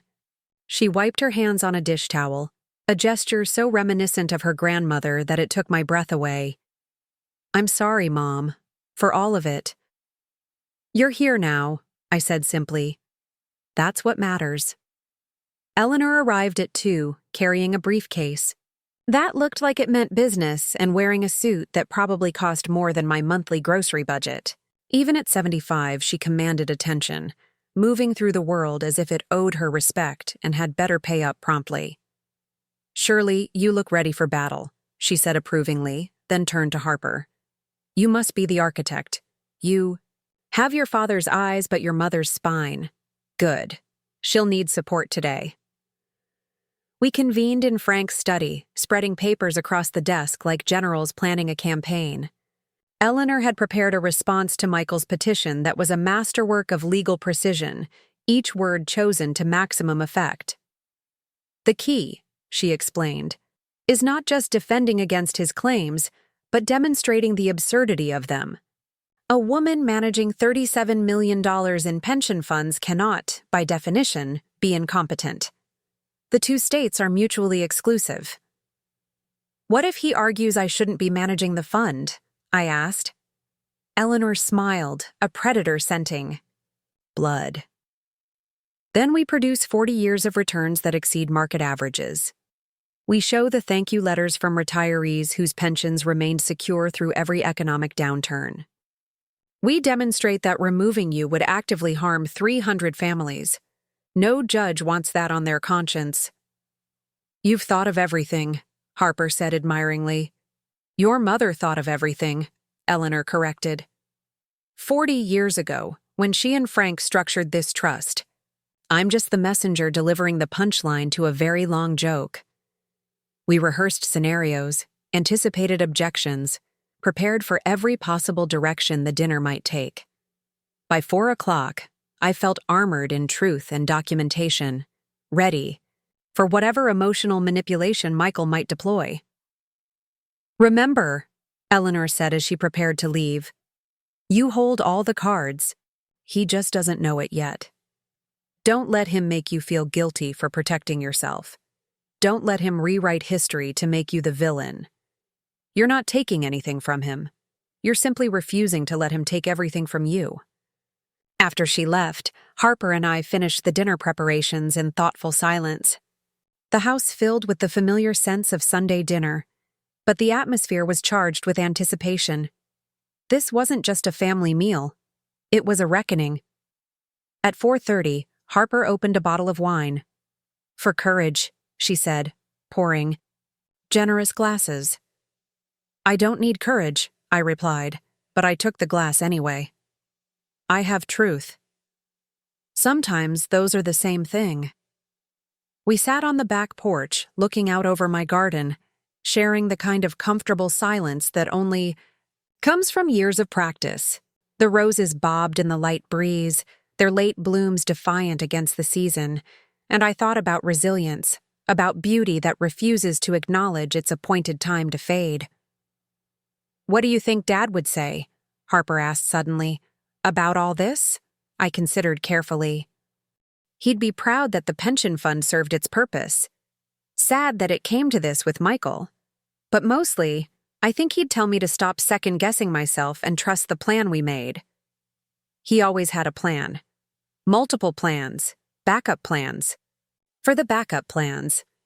It used to drive me crazy. All that preparing for disasters that might never come. I smiled at the memory. Turns out he was right. A car door slammed at exactly 5 o'clock. Michael had arrived, punctual as always, unable to be even fashionably late to his own ambush. Through the kitchen window, I watched him help Jennifer. From the car, both of them dressed like they were attending a business meeting rather than Sunday dinner with family. Showtime, Harper murmured. No, I corrected, standing and smoothing my dress. Truth time. Michael's face when he saw Harper was worth the price of admission. His carefully composed expression cracked, revealing confusion and something that might have been fear. He'd expected to divide and conquer. Instead, he found his sister already entrenched in enemy territory. Harper, he said, recovering quickly. I didn't think you'd actually come. Wouldn't miss it, she replied, offering a cheek for him to kiss. It's been too long since we've had a proper family dinner. Jennifer hung back, clutching her purse like a life preserver. She looked between the three of us, clearly trying to read the room's dynamics and failing.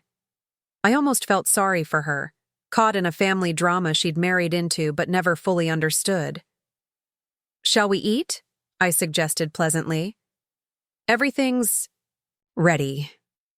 The dining room was set with the good china, the crystal gleaming in the soft light. I'd placed the pension fund documentation in the sideboard, hidden but ready, like ammunition waiting to be deployed. For now, we would maintain the fiction of a normal family dinner.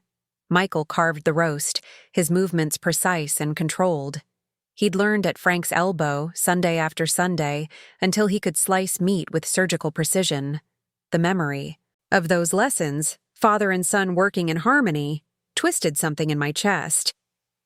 This looks wonderful, Mom, he said, serving plates with practiced efficiency. You've outdone yourself. I've done exactly what I've always done, I replied.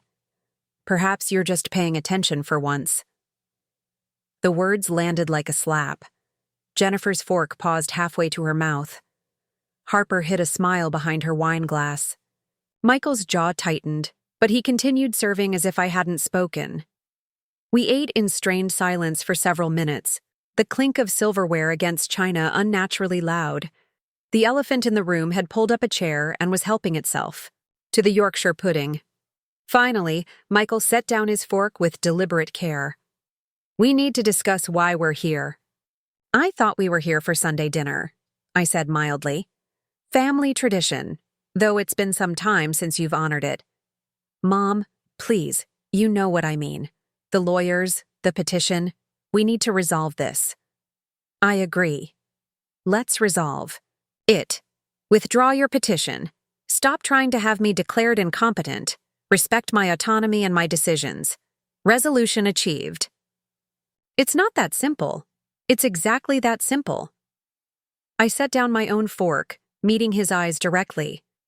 "You've decided I'm incapable of managing my affairs based on no evidence beyond your own fears and Jennifer's desire for a simpler life. I've decided to prove you wrong. Would you like to see how?" Harper leaned back in her chair, wine glass in hand, watching the exchange like a tennis match. Jennifer looked ready to bolt, but Michael, my stubborn, prideful son, leaned forward, with challenge in his eyes. "You're 78 years old," he said, as if age itself was a diagnosis. "You live alone in a house that's too big, too demanding. You fell—" I slipped, once, and caught myself. "If that's grounds for institutionalization, we'd better start building more nursing homes." "You've been forgetting things." "Name one thing I've genuinely forgotten. Not the appointments you never told me about, or the bills you stole from my mailbox. One real example of cognitive decline." He opened his mouth, closed it, frustration building visibly. "This isn't about punishment, Mom. It's about safety, about planning for the future." "Whose future?" Harper interjected. "Hers or yours?" Michael turned on his sister. "Stay out of this. You haven't been here. You don't know. I know you're trying to put our mother in a home against her will because it's convenient. Because it fits your timeline, your needs, your vision of how things should be. That's not—" He stopped, ran a hand through his hair. "Why are you making this so difficult? Why are you making it so necessary?" I countered. "Michael, I've lived in this house for 43 years. I've maintained it, cherished it, made it a home. I've managed my finances, my health, my life without your oversight for decades. What's changed?" "Dad died," he said quietly. "Dad died and left you alone, and I can't lose you too. Not to a fall, not to an accident, not to something I could have prevented." There it was, finally, the truth beneath the legal maneuvers and manufactured concern. Not greed, not convenience, but grief transmuted into control. "Oh, Michael," I said softly, "you can't prevent loss by locking people away. You can't stop death by treating life like a disease to be managed. But I can minimize risk." "At what cost? My freedom? My dignity? My home?" I stood, moving to the sideboard. "You want to minimize risk, Michael? Let me show you a real risk." I retrieved the folder, setting it on the table with quiet authority. "Do you know what this is?" He glanced at the papers, impatience clear on his face. "Mom, I don't have time for games. This isn't a game. This is the Evergreen Employee Pension Fund. Net value as of last quarter, $37.3 million. 314 beneficiaries, including you. Sole trustee and manager, Shirley Brown. That would be me." The color drained from his face as he pulled the papers closer, scanning the documentation with growing disbelief. Jennifer leaned over, trying to understand what had just shifted the room's gravity. "This can't be right," he said finally. "You don't. You can't." "I don't what?" Don't have the capacity to manage complex financial instruments? Can't make informed decisions about investment strategies? I've been doing exactly that for 5 years, Michael. Successfully, quietly, competently. But how? Harper laughed, not unkindly. Because you never asked, brother. You saw what you expected to see. Mom the widow, Mom the elderly, Mom the problem to be solved. It never occurred to you she might be Mom the financial manager, Mom the trustee, Mom the person holding your retirement in her hands. Jennifer found her voice. Is this even legal? Completely, I assured her. Ask Eleanor Hartwell if you doubt it. She's been the fund's legal counsel for 40 years. Your husband's company inherited this arrangement when they acquired Donovan Industries. They just never looked closely enough to understand what they were getting. Michael's hands shook. As he set down the papers, You're threatening me. No, I said firmly. I'm educating you. For 40 years, this fund has been managed carefully, conservatively, successfully. First by your father and me together, then by me alone after his death. Every decision documented, every return maximized, every beneficiary protected. Tell me, Michael, does that sound like the work of an incompetent woman?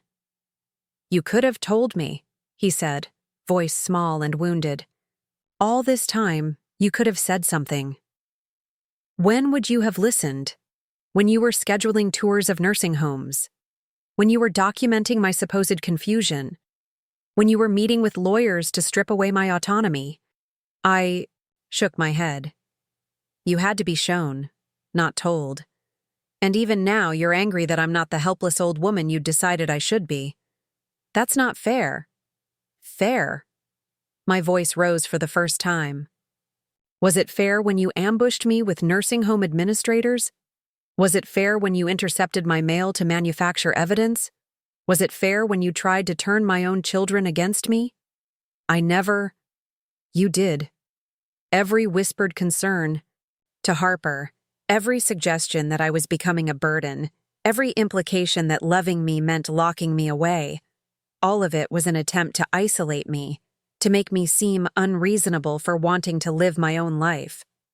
Michael slumped in his chair, the fight draining out of him as reality set in. Jennifer reached for his hand, but he pulled away, staring at the pension documents as if they might spontaneously combust. So what happens now? He asked finally. You hold this over my head forever? Threaten to destroy my retirement if I don't behave? No, I said, sitting back down. That would make me no better than you. What happens now is we start over. You withdraw the petition, cancel the nursing home deposit, stop the surveillance, the assessments, the campaign to have me declared incompetent. In return, I continue managing the pension fund exactly as I have been, in everyone's best interests, including yours. And if something really does happen to you, if you actually become unable, then Eleanor has power of attorney and clear instructions for transitioning the trust. Legal, ethical, organized, everything properly planned for, just as your father would have wanted. I reached across the table, not quite touching his hand. Michael, I'm not immortal. I know there may come a day when I need help, real help, but that day isn't today, and you don't get to declare it prematurely, because you're afraid. His voice broke slightly. I just wanted to keep you safe. I know, I said gently. But safety isn't everything. Living is everything. And I'm not done living. Harper raised her glass. To living, she said quietly. After a moment, Jennifer raised hers as well. To living. Michael looked around the table, at his sister who'd flown across the country to support their mother, at his wife who was seeing him clearly, perhaps, for the first time, at the mother he'd tried to diminish who had instead revealed herself as more formidable than he'd ever imagined. Slowly, he raised his own glass. To living, he said, and to learning when to let go. We drank, the wine tart with truth and possibility. The rest of the dinner passed in careful conversation, everyone adjusting to the new reality, testing the boundaries of what family might look like when built on honesty rather than assumptions. As they prepared to leave, Michael paused at the door. "The pension fund. How long were you going to wait before telling me?" "Forever, if necessary," I admitted. "It was never about power over you, Michael. It was about protecting myself. The fact that it became relevant to our current situation? Well, that's on you." He nodded slowly, processing this. "I'll call the lawyer tomorrow. Withdraw everything." "Thank you." "Mom?" He struggled for words. "I'm sorry." "For all of it. I thought I was being a good son." "You are a good son," I said firmly. "You just forgot that good sons trust their mothers to know their own minds." After they left, Harper and I cleaned up in companionable silence. She'd extended her stay for a few days, and I was grateful for the company, for the chance to rebuild a relationship that had been sacrificed to distance and misunderstanding. "You were magnificent," she said as we dried the last of the dishes. "I've never seen Michael back down from anything, but you just completely dismantled him." "I didn't want to dismantle him. I wanted to wake him up. Same thing sometimes." She hung the dish towel carefully, then turned to face me. "The pension fund. Will you teach me about it? I know I haven't been involved, but I'd like to understand. In case you ever do need help." "I'd like that," I said, meaning it. "Your father always said financial literacy was the best inheritance he could leave you. I think it's time I honored that wish." Later, alone in my bedroom, I sat at my vanity and unpinned my hair, watching it fall in silver waves around my shoulders. In the mirror, I saw not just Shirley Brown, 78 years old, but all the women I'd been. The young bride, the new mother, the dedicated teacher, the grieving widow, the secret financial manager, the woman who'd refused to be erased. Tomorrow, Michael would call his lawyer. The petition would be withdrawn. The nursing home deposit would be refunded. Life would continue on my terms, in my home, with my roses and my memories and my carefully managed millions. But tonight, I sat with the satisfaction of truth finally spoken, power finally revealed, and the knowledge that sometimes the best defense isn't just patience. It's the willingness to show your hand when the stakes demand it. Frank would have been proud, not of the confrontation, which he would have hated, but of the preparation that made victory possible. "Always have insurance, Shirley," he'd said. "Always have one more card than they think you're playing with." 40 years later, I'd finally played that card, and won. The weeks following that Sunday dinner unfolded like a garden returning to life after an unexpected frost. Michael, true to his word, withdrew the petition on Monday morning. His lawyer, evidently relieved to avoid what would have been a spectacularly unwinnable case, processed the withdrawal with unprecedented speed. By Tuesday afternoon, Patricia from Sunset Gardens called to confirm the refund of Michael's deposit, her voice carrying a note of professional curiosity about what had transpired to change his mind so definitively. "Family matters resolved themselves," I told her simply, as they often do when given proper time and honesty. Harper extended her stay through the following weekend, and those 5 days became a gift I hadn't expected. We fell into an easy rhythm. Morning coffee in the garden, afternoons reviewing the pension fund documentation, evenings cooking together and filling the silence of years with words that mattered. "I want to understand all of it," she said on her 3rd day, surrounded by financial statements and investment portfolios. "Not because I think you need oversight, but because this is part of Dad's legacy. Part of yours. And I've been absent from family legacy for too long." I taught her as Frank had taught me, starting with the basics and building toward the complex realities of fiduciary responsibility. She absorbed it all with the same intensity she brought to her architecture, seeing patterns and structures where others might see only numbers. "You're good at this," I told her one afternoon, as she correctly predicted a market trend based on indicators I'd shown her. "Your father's analytical mind with your grandmother's intuition. A powerful combination." "Why didn't you and Dad ever push me toward finance?" she asked. "Michael got all that grooming, all those expectations." "Because you had your own gifts," I said simply. "And because we'd seen what forcing children into predetermined molds could do. Your father's parents tried to make him a doctor. My mother wanted me to marry money instead of earning it.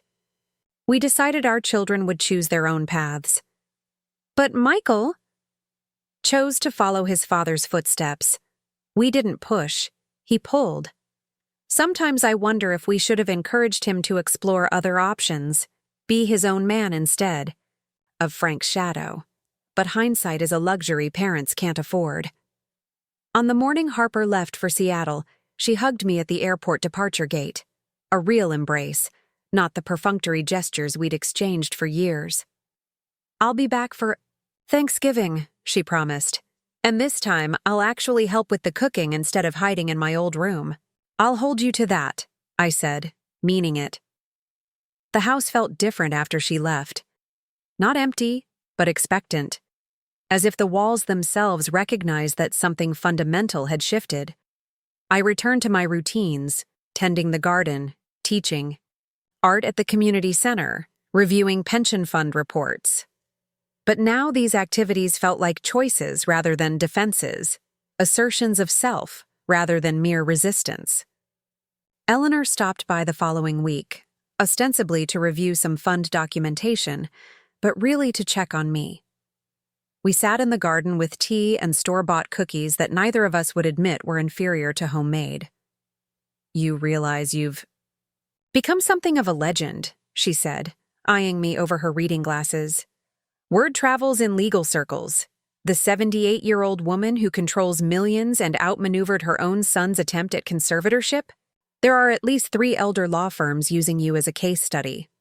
"I hope they focus on the preparation rather than the confrontation," I said. "None of this would have been possible without 40 years of groundwork." "That's exactly what they're focusing on. The importance of advanced planning, maintaining financial independence, documenting competence over time. You've become the poster child for autonomous aging."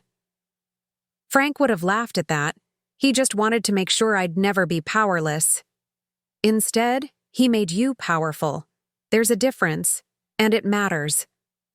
Eleanor set down her teacup, her expression growing serious. "Have you thought about what comes next?" "Michael's backed off for now, but this won't be the last time someone questions your capability." "I know." I'd been thinking about it constantly, actually. That's why I want to formalize some things, create a board structure for the pension, fund that includes Harper and you, with clear succession planning. Not because I'm stepping back, but because transparency protects against future challenges. Eleanor smiled, always thinking 3 moves ahead. "Frank taught you well." "We taught each other," I corrected. "He had the financial knowledge, but I had the people skills. The fund succeeded because we balanced each other, brought different strengths to every decision. And now? Now I balance myself. It's lonelier, but not impossible." Eleanor left me with a stack of papers to review, proposals for restructuring the fund's governance to ensure both continuity and protection. I spent the evening going through them, making notes in the margins, thinking about legacy and preparation and the fine line between holding on and letting go. 3 weeks after the dinner, Michael called. Not a text or email, but an actual phone call, his voice uncertain across the distance. "Mom, do you have a minute?" "Of course." I set aside the quilt I'd been working on, giving him my full attention. "I wanted to thank you. For not destroying me when you could have. For giving me a chance to make things right. Michael, I would never destroy you. You're my son. But I tried to destroy you." The words came out raw, honest in a way he rarely allowed himself to be. Maybe not destroy, but diminish. Control. Erase. I see that now. You were afraid, I said gently. Fear makes us do terrible things sometimes, especially to the people we love most. That's not an excuse. No, it's not, but it is an explanation. And understanding the why helps us prevent the next time. There was a pause, the kind that used to make me anxious, but now felt full of possibility. I've been seeing someone, he said finally, a therapist, to talk about Dad, about control, about everything. Jennifer insisted. Good for Jennifer, and good for you for going. She says I turned grief into control because it felt safer than feeling the loss. That I tried to manage you because I couldn't manage death. He laughed shakily. Apparently, I have issues. We all have issues, sweetheart. The brave ones face them. I'm trying. It's hard, realizing you've become someone you don't like very much. Harder still admitting it to the people you've hurt. But you're doing it, I pointed out. That matters. Mom, his voice dropped. I need you to know something. The pension fund, even if I'd known about it, it wouldn't have changed my behavior. This was never about money. It was about losing you and thinking I could prevent it by controlling everything. I'm sorry for that. Deeply sorry. I know, I said, and I did. Apology accepted. Now we move forward. How do you do that? Just forgive and move on? Practice, I told him. And the understanding that holding on to anger hurts me more than it hurts you. I've got too much life left to live to spend. It bitter. After we hung up, I returned to my quilt, stitching together pieces of fabric into something whole and useful. The metaphor wasn't lost on me. Family, like quilting, required patience, skill, and the willingness to see beauty in the assembled pieces, even when some of them didn't match perfectly. As autumn deepened into winter, life settled into new patterns. Michael visited monthly, sometimes with Jennifer, sometimes alone. Our conversations grew easier, less weighted with unspoken history. He was doing the work, both in therapy and in learning to see me as a complete person rather than a problem to be managed. Harper called weekly, our discussions ranging from pension fund management to her latest architectural project to memories we'd never shared before. Distance, paradoxically, had brought us closer, perhaps because phones forced us to use words instead of relying on assumptions. The pension fund continued to thrive under my management, but now with the added security of formal documentation and Eleanor's legal framework. I instituted quarterly meetings with Harper, attending virtually, teaching her the nuances of fiduciary responsibility while ensuring continuity for the hundreds of families who depended on our decisions. One December morning, as I deadheaded, "The last roses of the season," Dolores called over the fence. "Shirley, you look content." I am, I realized with some surprise. More content than I've been in years. Good for you. Harold's been after me about downsizing, moving somewhere more manageable. I told him I'll move when I'm dead and not a minute sooner. Good for you, I echoed. Our homes aren't just buildings. They're the architecture of our lives. Poetic. You should write that down. I smiled, thinking of all the things I'd started writing down lately. Not just financial records and legal documents, but thoughts, memories, pieces of wisdom I wanted to preserve. Harper had suggested I write a memoir, and while I'd initially dismissed the idea, lately it seemed less absurd. Who better to tell? The story of a woman who'd refused to be erased than the woman herself? Christmas arrived with unusual warmth, both meteorological and emotional. Harper flew in as promised, and even Michael seemed genuinely pleased to have the family together. We decorated the tree I'd bought myself, a small concession to age, as the 7-foot giants of years past were admittedly beyond my comfortable reach, and cooked together, filling the kitchen with laughter and the occasional minor disaster. "Remember when Dad tried to deep fry a turkey?" Harper asked, and we dissolved into shared memory, the kind that healed rather than hurt. On Christmas Eve, after dinner, Michael handed me an envelope. "It's not much," he said awkwardly, "but I needed to do something." Inside was a letter, handwritten on his company stationery. I read it slowly, aware of both my children watching anxiously. "Dear Mom," it began. "This letter is overdue by approximately 30 years, but better late than never, as you always taught us. I want to document, officially and in writing, my recognition of your competence, capability, and complete autonomy. More than that, I want to acknowledge what you've always been, the foundation of our family, the keeper of our security, and a woman of remarkable strength and wisdom. I was wrong to try to diminish you, wrong to assume age meant inability, wrong to let fear drive me to control what should have been cherished.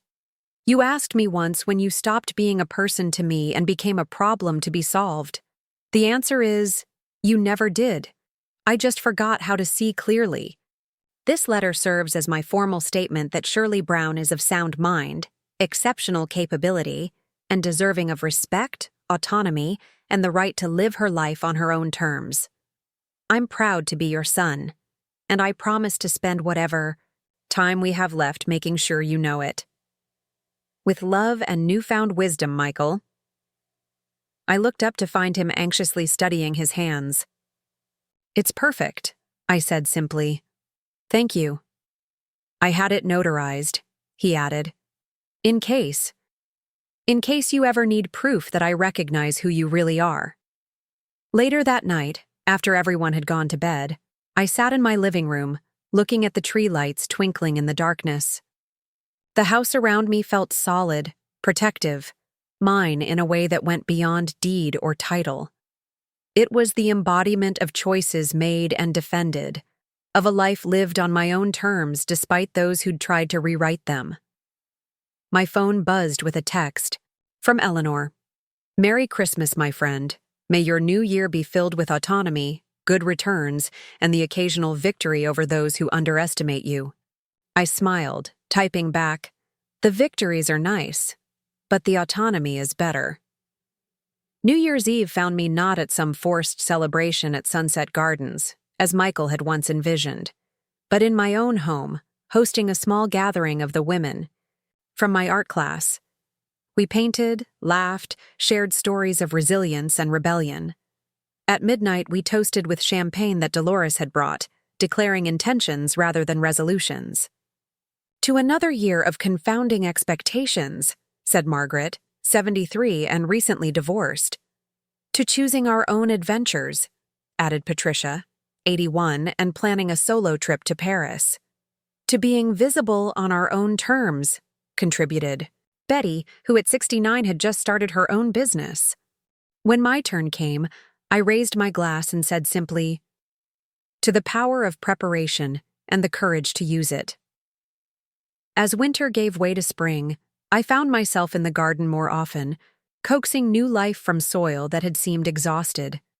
The roses, pruned hard in February, exploded with growth, proving once again that sometimes cutting back was the prelude to abundance. Michael's visits had evolved from duty to genuine pleasure. He helped with heavier garden tasks without being asked, and, more importantly, without assuming I couldn't do them myself. He'd learned the crucial difference between offering help and imposing it. One April afternoon, as we worked side by side transplanting seedlings, he said quietly, "I've been thinking about the pension fund." I tensed slightly, old defenses, rising. "Oh? Not like that," he assured quickly. "I've been thinking about how you and Dad built something that protected so many people, and no one ever knew. All those families whose retirements stayed secure because you quietly did the right thing, year after year. It's humbling. Your father believed in duty without recognition, service without applause, It's a rare quality these days. You have it too, he said. That same quiet strength. I'm sorry it took me so long to see it. You see it now? That's what matters. We worked in companionable silence, the sun warm on our backs, the earth promising beneath our hands. Later, Jennifer brought out lemonade, and we sat on the porch, like a normal family, discussing normal things. The pension fund and nursing homes and competency hearings feeling like ancient history. That evening, after they'd left, I made a decision.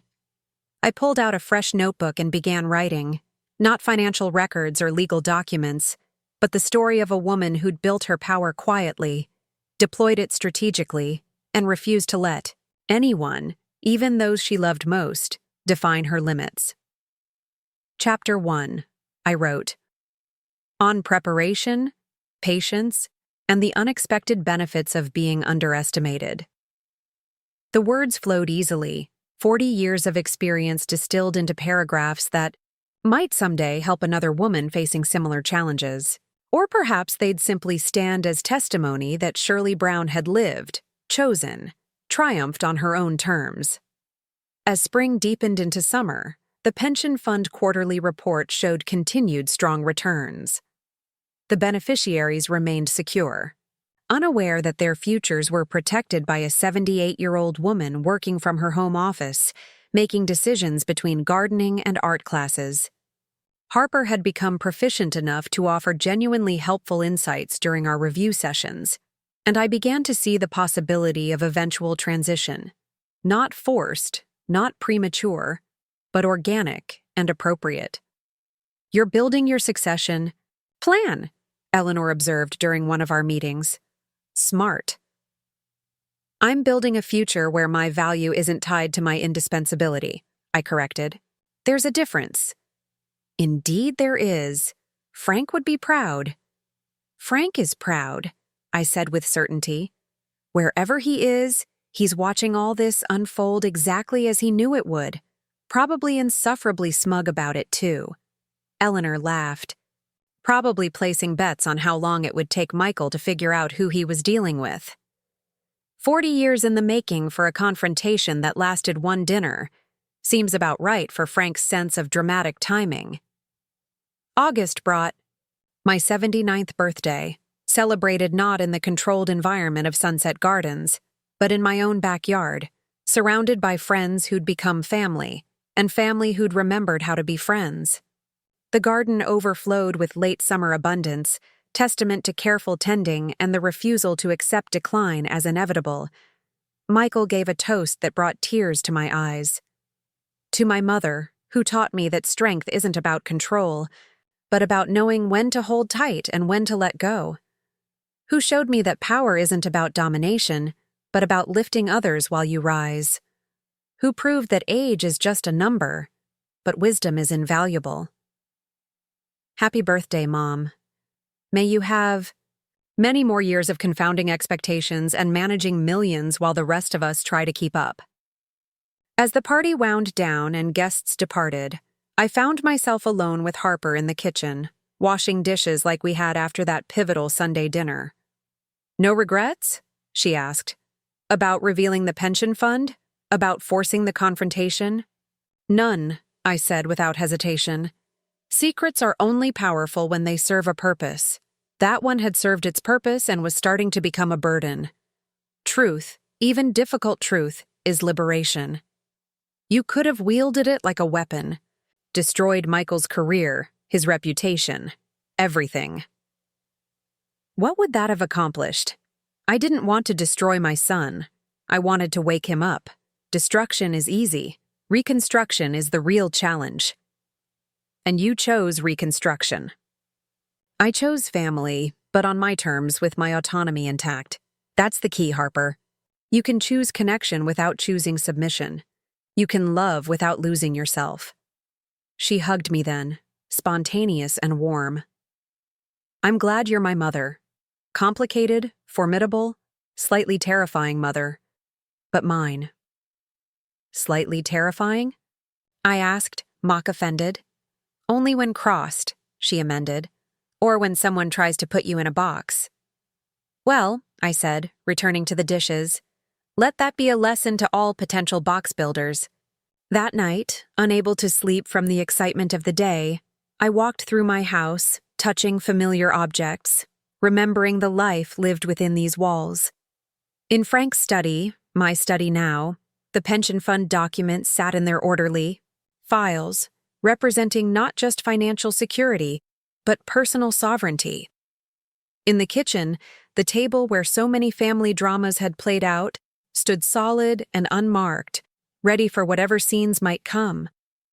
In the garden, moonlight silvered the roses, beautiful in their imperfection, blooming despite the season's demands.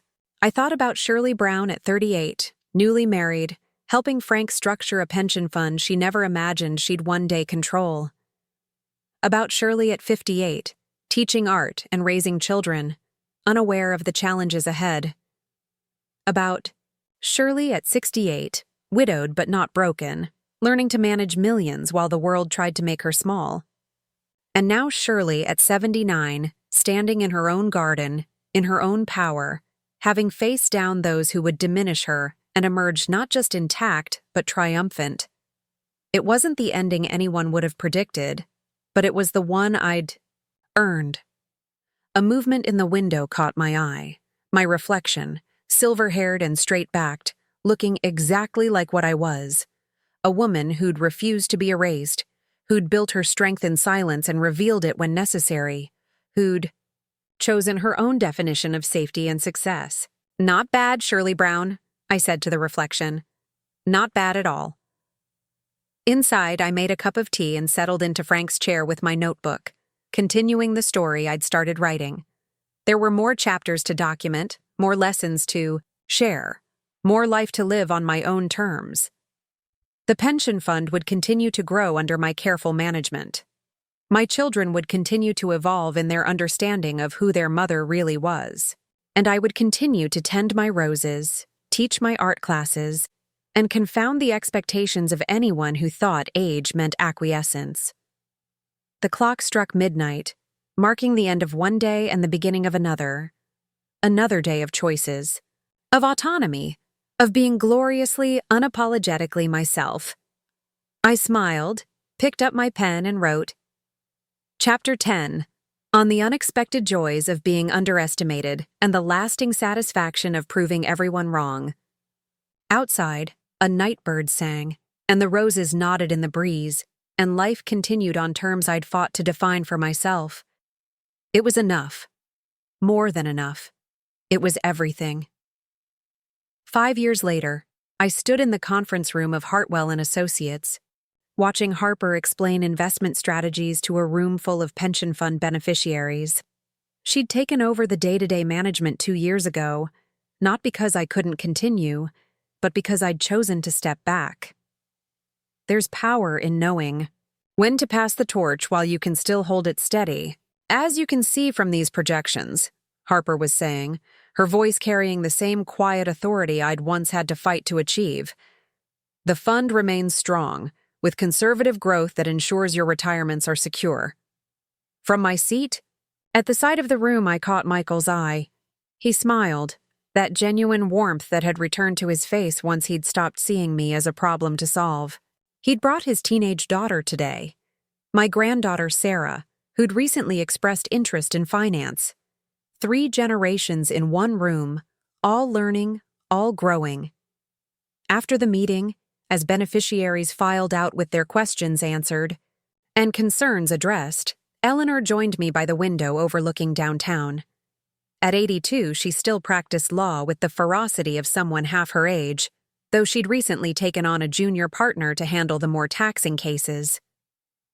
You did it, she said simply. You built something that will outlast us all. We did it, I corrected. Frank, you, me, and now Harper. Even Michael in his way. Speaking of Michael, Eleanor nodded toward where he stood with Sarah, explaining something about compound interest. He's become quite the advocate for elder autonomy. Did you know he's on the board of 3 senior advocacy organizations? I did know. It was his way of making amends, of turning his hard-learned lessons into something useful for others. He'd become an eloquent speaker on the dangers of premature institutionalization, though he never shared our specific story without my permission. Grandma Shirley? Sarah appeared at my elbow, 16 and fierce with curiosity. Mom says you wrote a book? A memoir, I confirmed. About financial independence and personal autonomy. Your copy is in my bag. Her eyes lit up. Really? Mom wouldn't let me read hers. Said I had to get my own.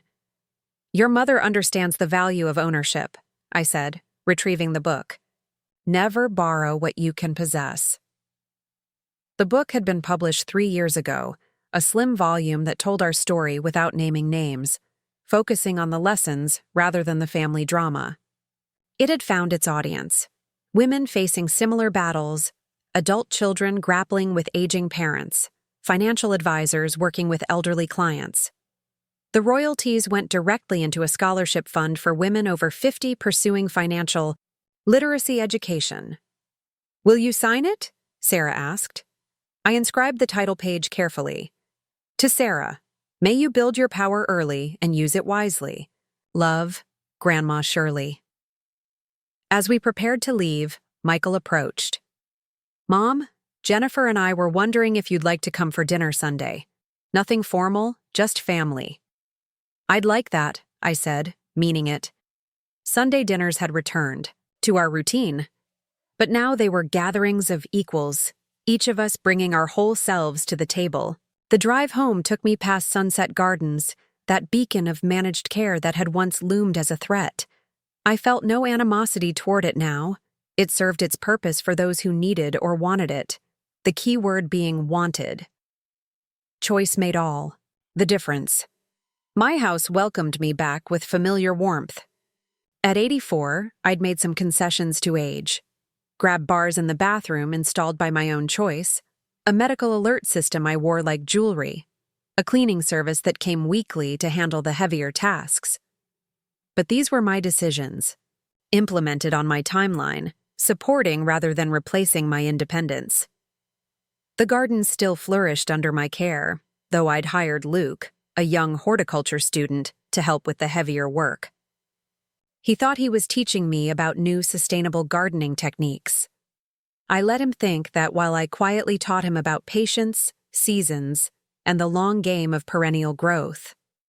That evening, as I often did, I sat in Frank's study reviewing the latest pension fund reports. Harper had proven herself a worthy successor, even more conservative than I'd been, if that was possible. The fund now managed $52 million in assets, having grown steadily under our shared stewardship.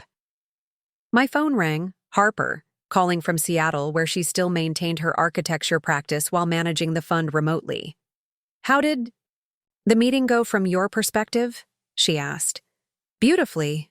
You've found your voice. I had a good teacher. You had better instincts. I just helped you trust them. We discussed a few fund matters. Then conversation turned personal.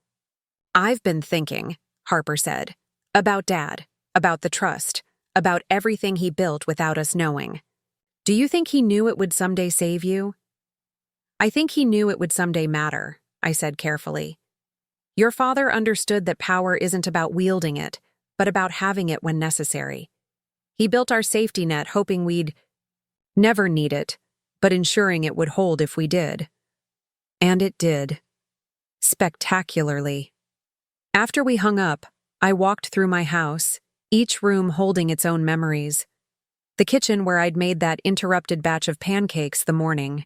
Everything changed.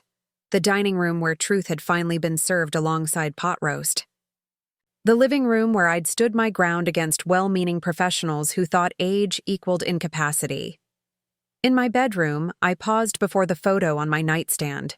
Frank and me on our 40th anniversary, both of us grinning at some joke lost to time. We did it, love, I whispered. We really did it. My memoir sat on the bedside table, its modest success a source of quiet pride. But the real success wasn't in books sold or stories told. It was in the lives still being lived fully. Mine, certainly. but also the hundreds of retirees whose futures remained secure. The women who'd found courage in my story to fight their own battles, the families learning to navigate aging with dignity and respect. Tomorrow would bring its own challenges. At 84, I harbored no illusions about immortality. Someday, the careful plans I'd made would activate. Eleanor would step in. Harper would take full control. The transition would be smooth because I'd designed it that way, on my terms, while my mind remained sharp and my will uncompromised. But that was tomorrow, or next year, or the year after that. Tonight, I was Shirley Brown, 84 years old, living in my own home, managing my own affairs, surrounded by evidence of a life well lived and a future well planned. The roses needed deadheading. The pension fund reports needed reviewing. My great-granddaughter needed stories of how her family became what it was. I had work to do. Good work, chosen work, and I was exactly where I wanted to be. The clock chimed 10, and I prepared for bed with the same careful routine I'd followed for years. Pills organized in their weekly container, my one concession, to medical complexity. Doors locked, lights dimmed, house settled for the night. As I pulled up the quilt, handmade by my grandmother and now softened by age but still warm, still whole, I thought about legacy. Not the money or the house or even the book, but the deeper inheritance, the proof that a woman could age without diminishing, could face those who would erase her and emerge victorious, could build power quietly and deploy it decisively. Outside, an owl called, and somewhere in the distance, a train whistle echoed across the night. The sounds of a world continuing its ancient rhythms, indifferent to human schemes and fears. I smiled, closed my eyes, and slept the deep sleep of someone who had fought her battles and won, who had protected what mattered and released what didn't, who had chosen her own definition of safety and lived to see it honored. In the morning, there would be roses to tend and reports to read and family to love better than before. But for now, there was only peace, earned and absolute, the kind that comes from knowing you've lived your truth and helped others find theirs. The end? No. Just another beginning, another day of choosing, another chance to prove that some things, dignity, autonomy, the right to one's own life, are worth any battle, any revelation, any amount of patience required to protect them. Shirley Brown, still here, still choosing, still gloriously, unapologetically herself. Up next, you've got 2 more standout stories right on your screen. If this one hit the mark, you won't want to pass these up. Just click and check them out.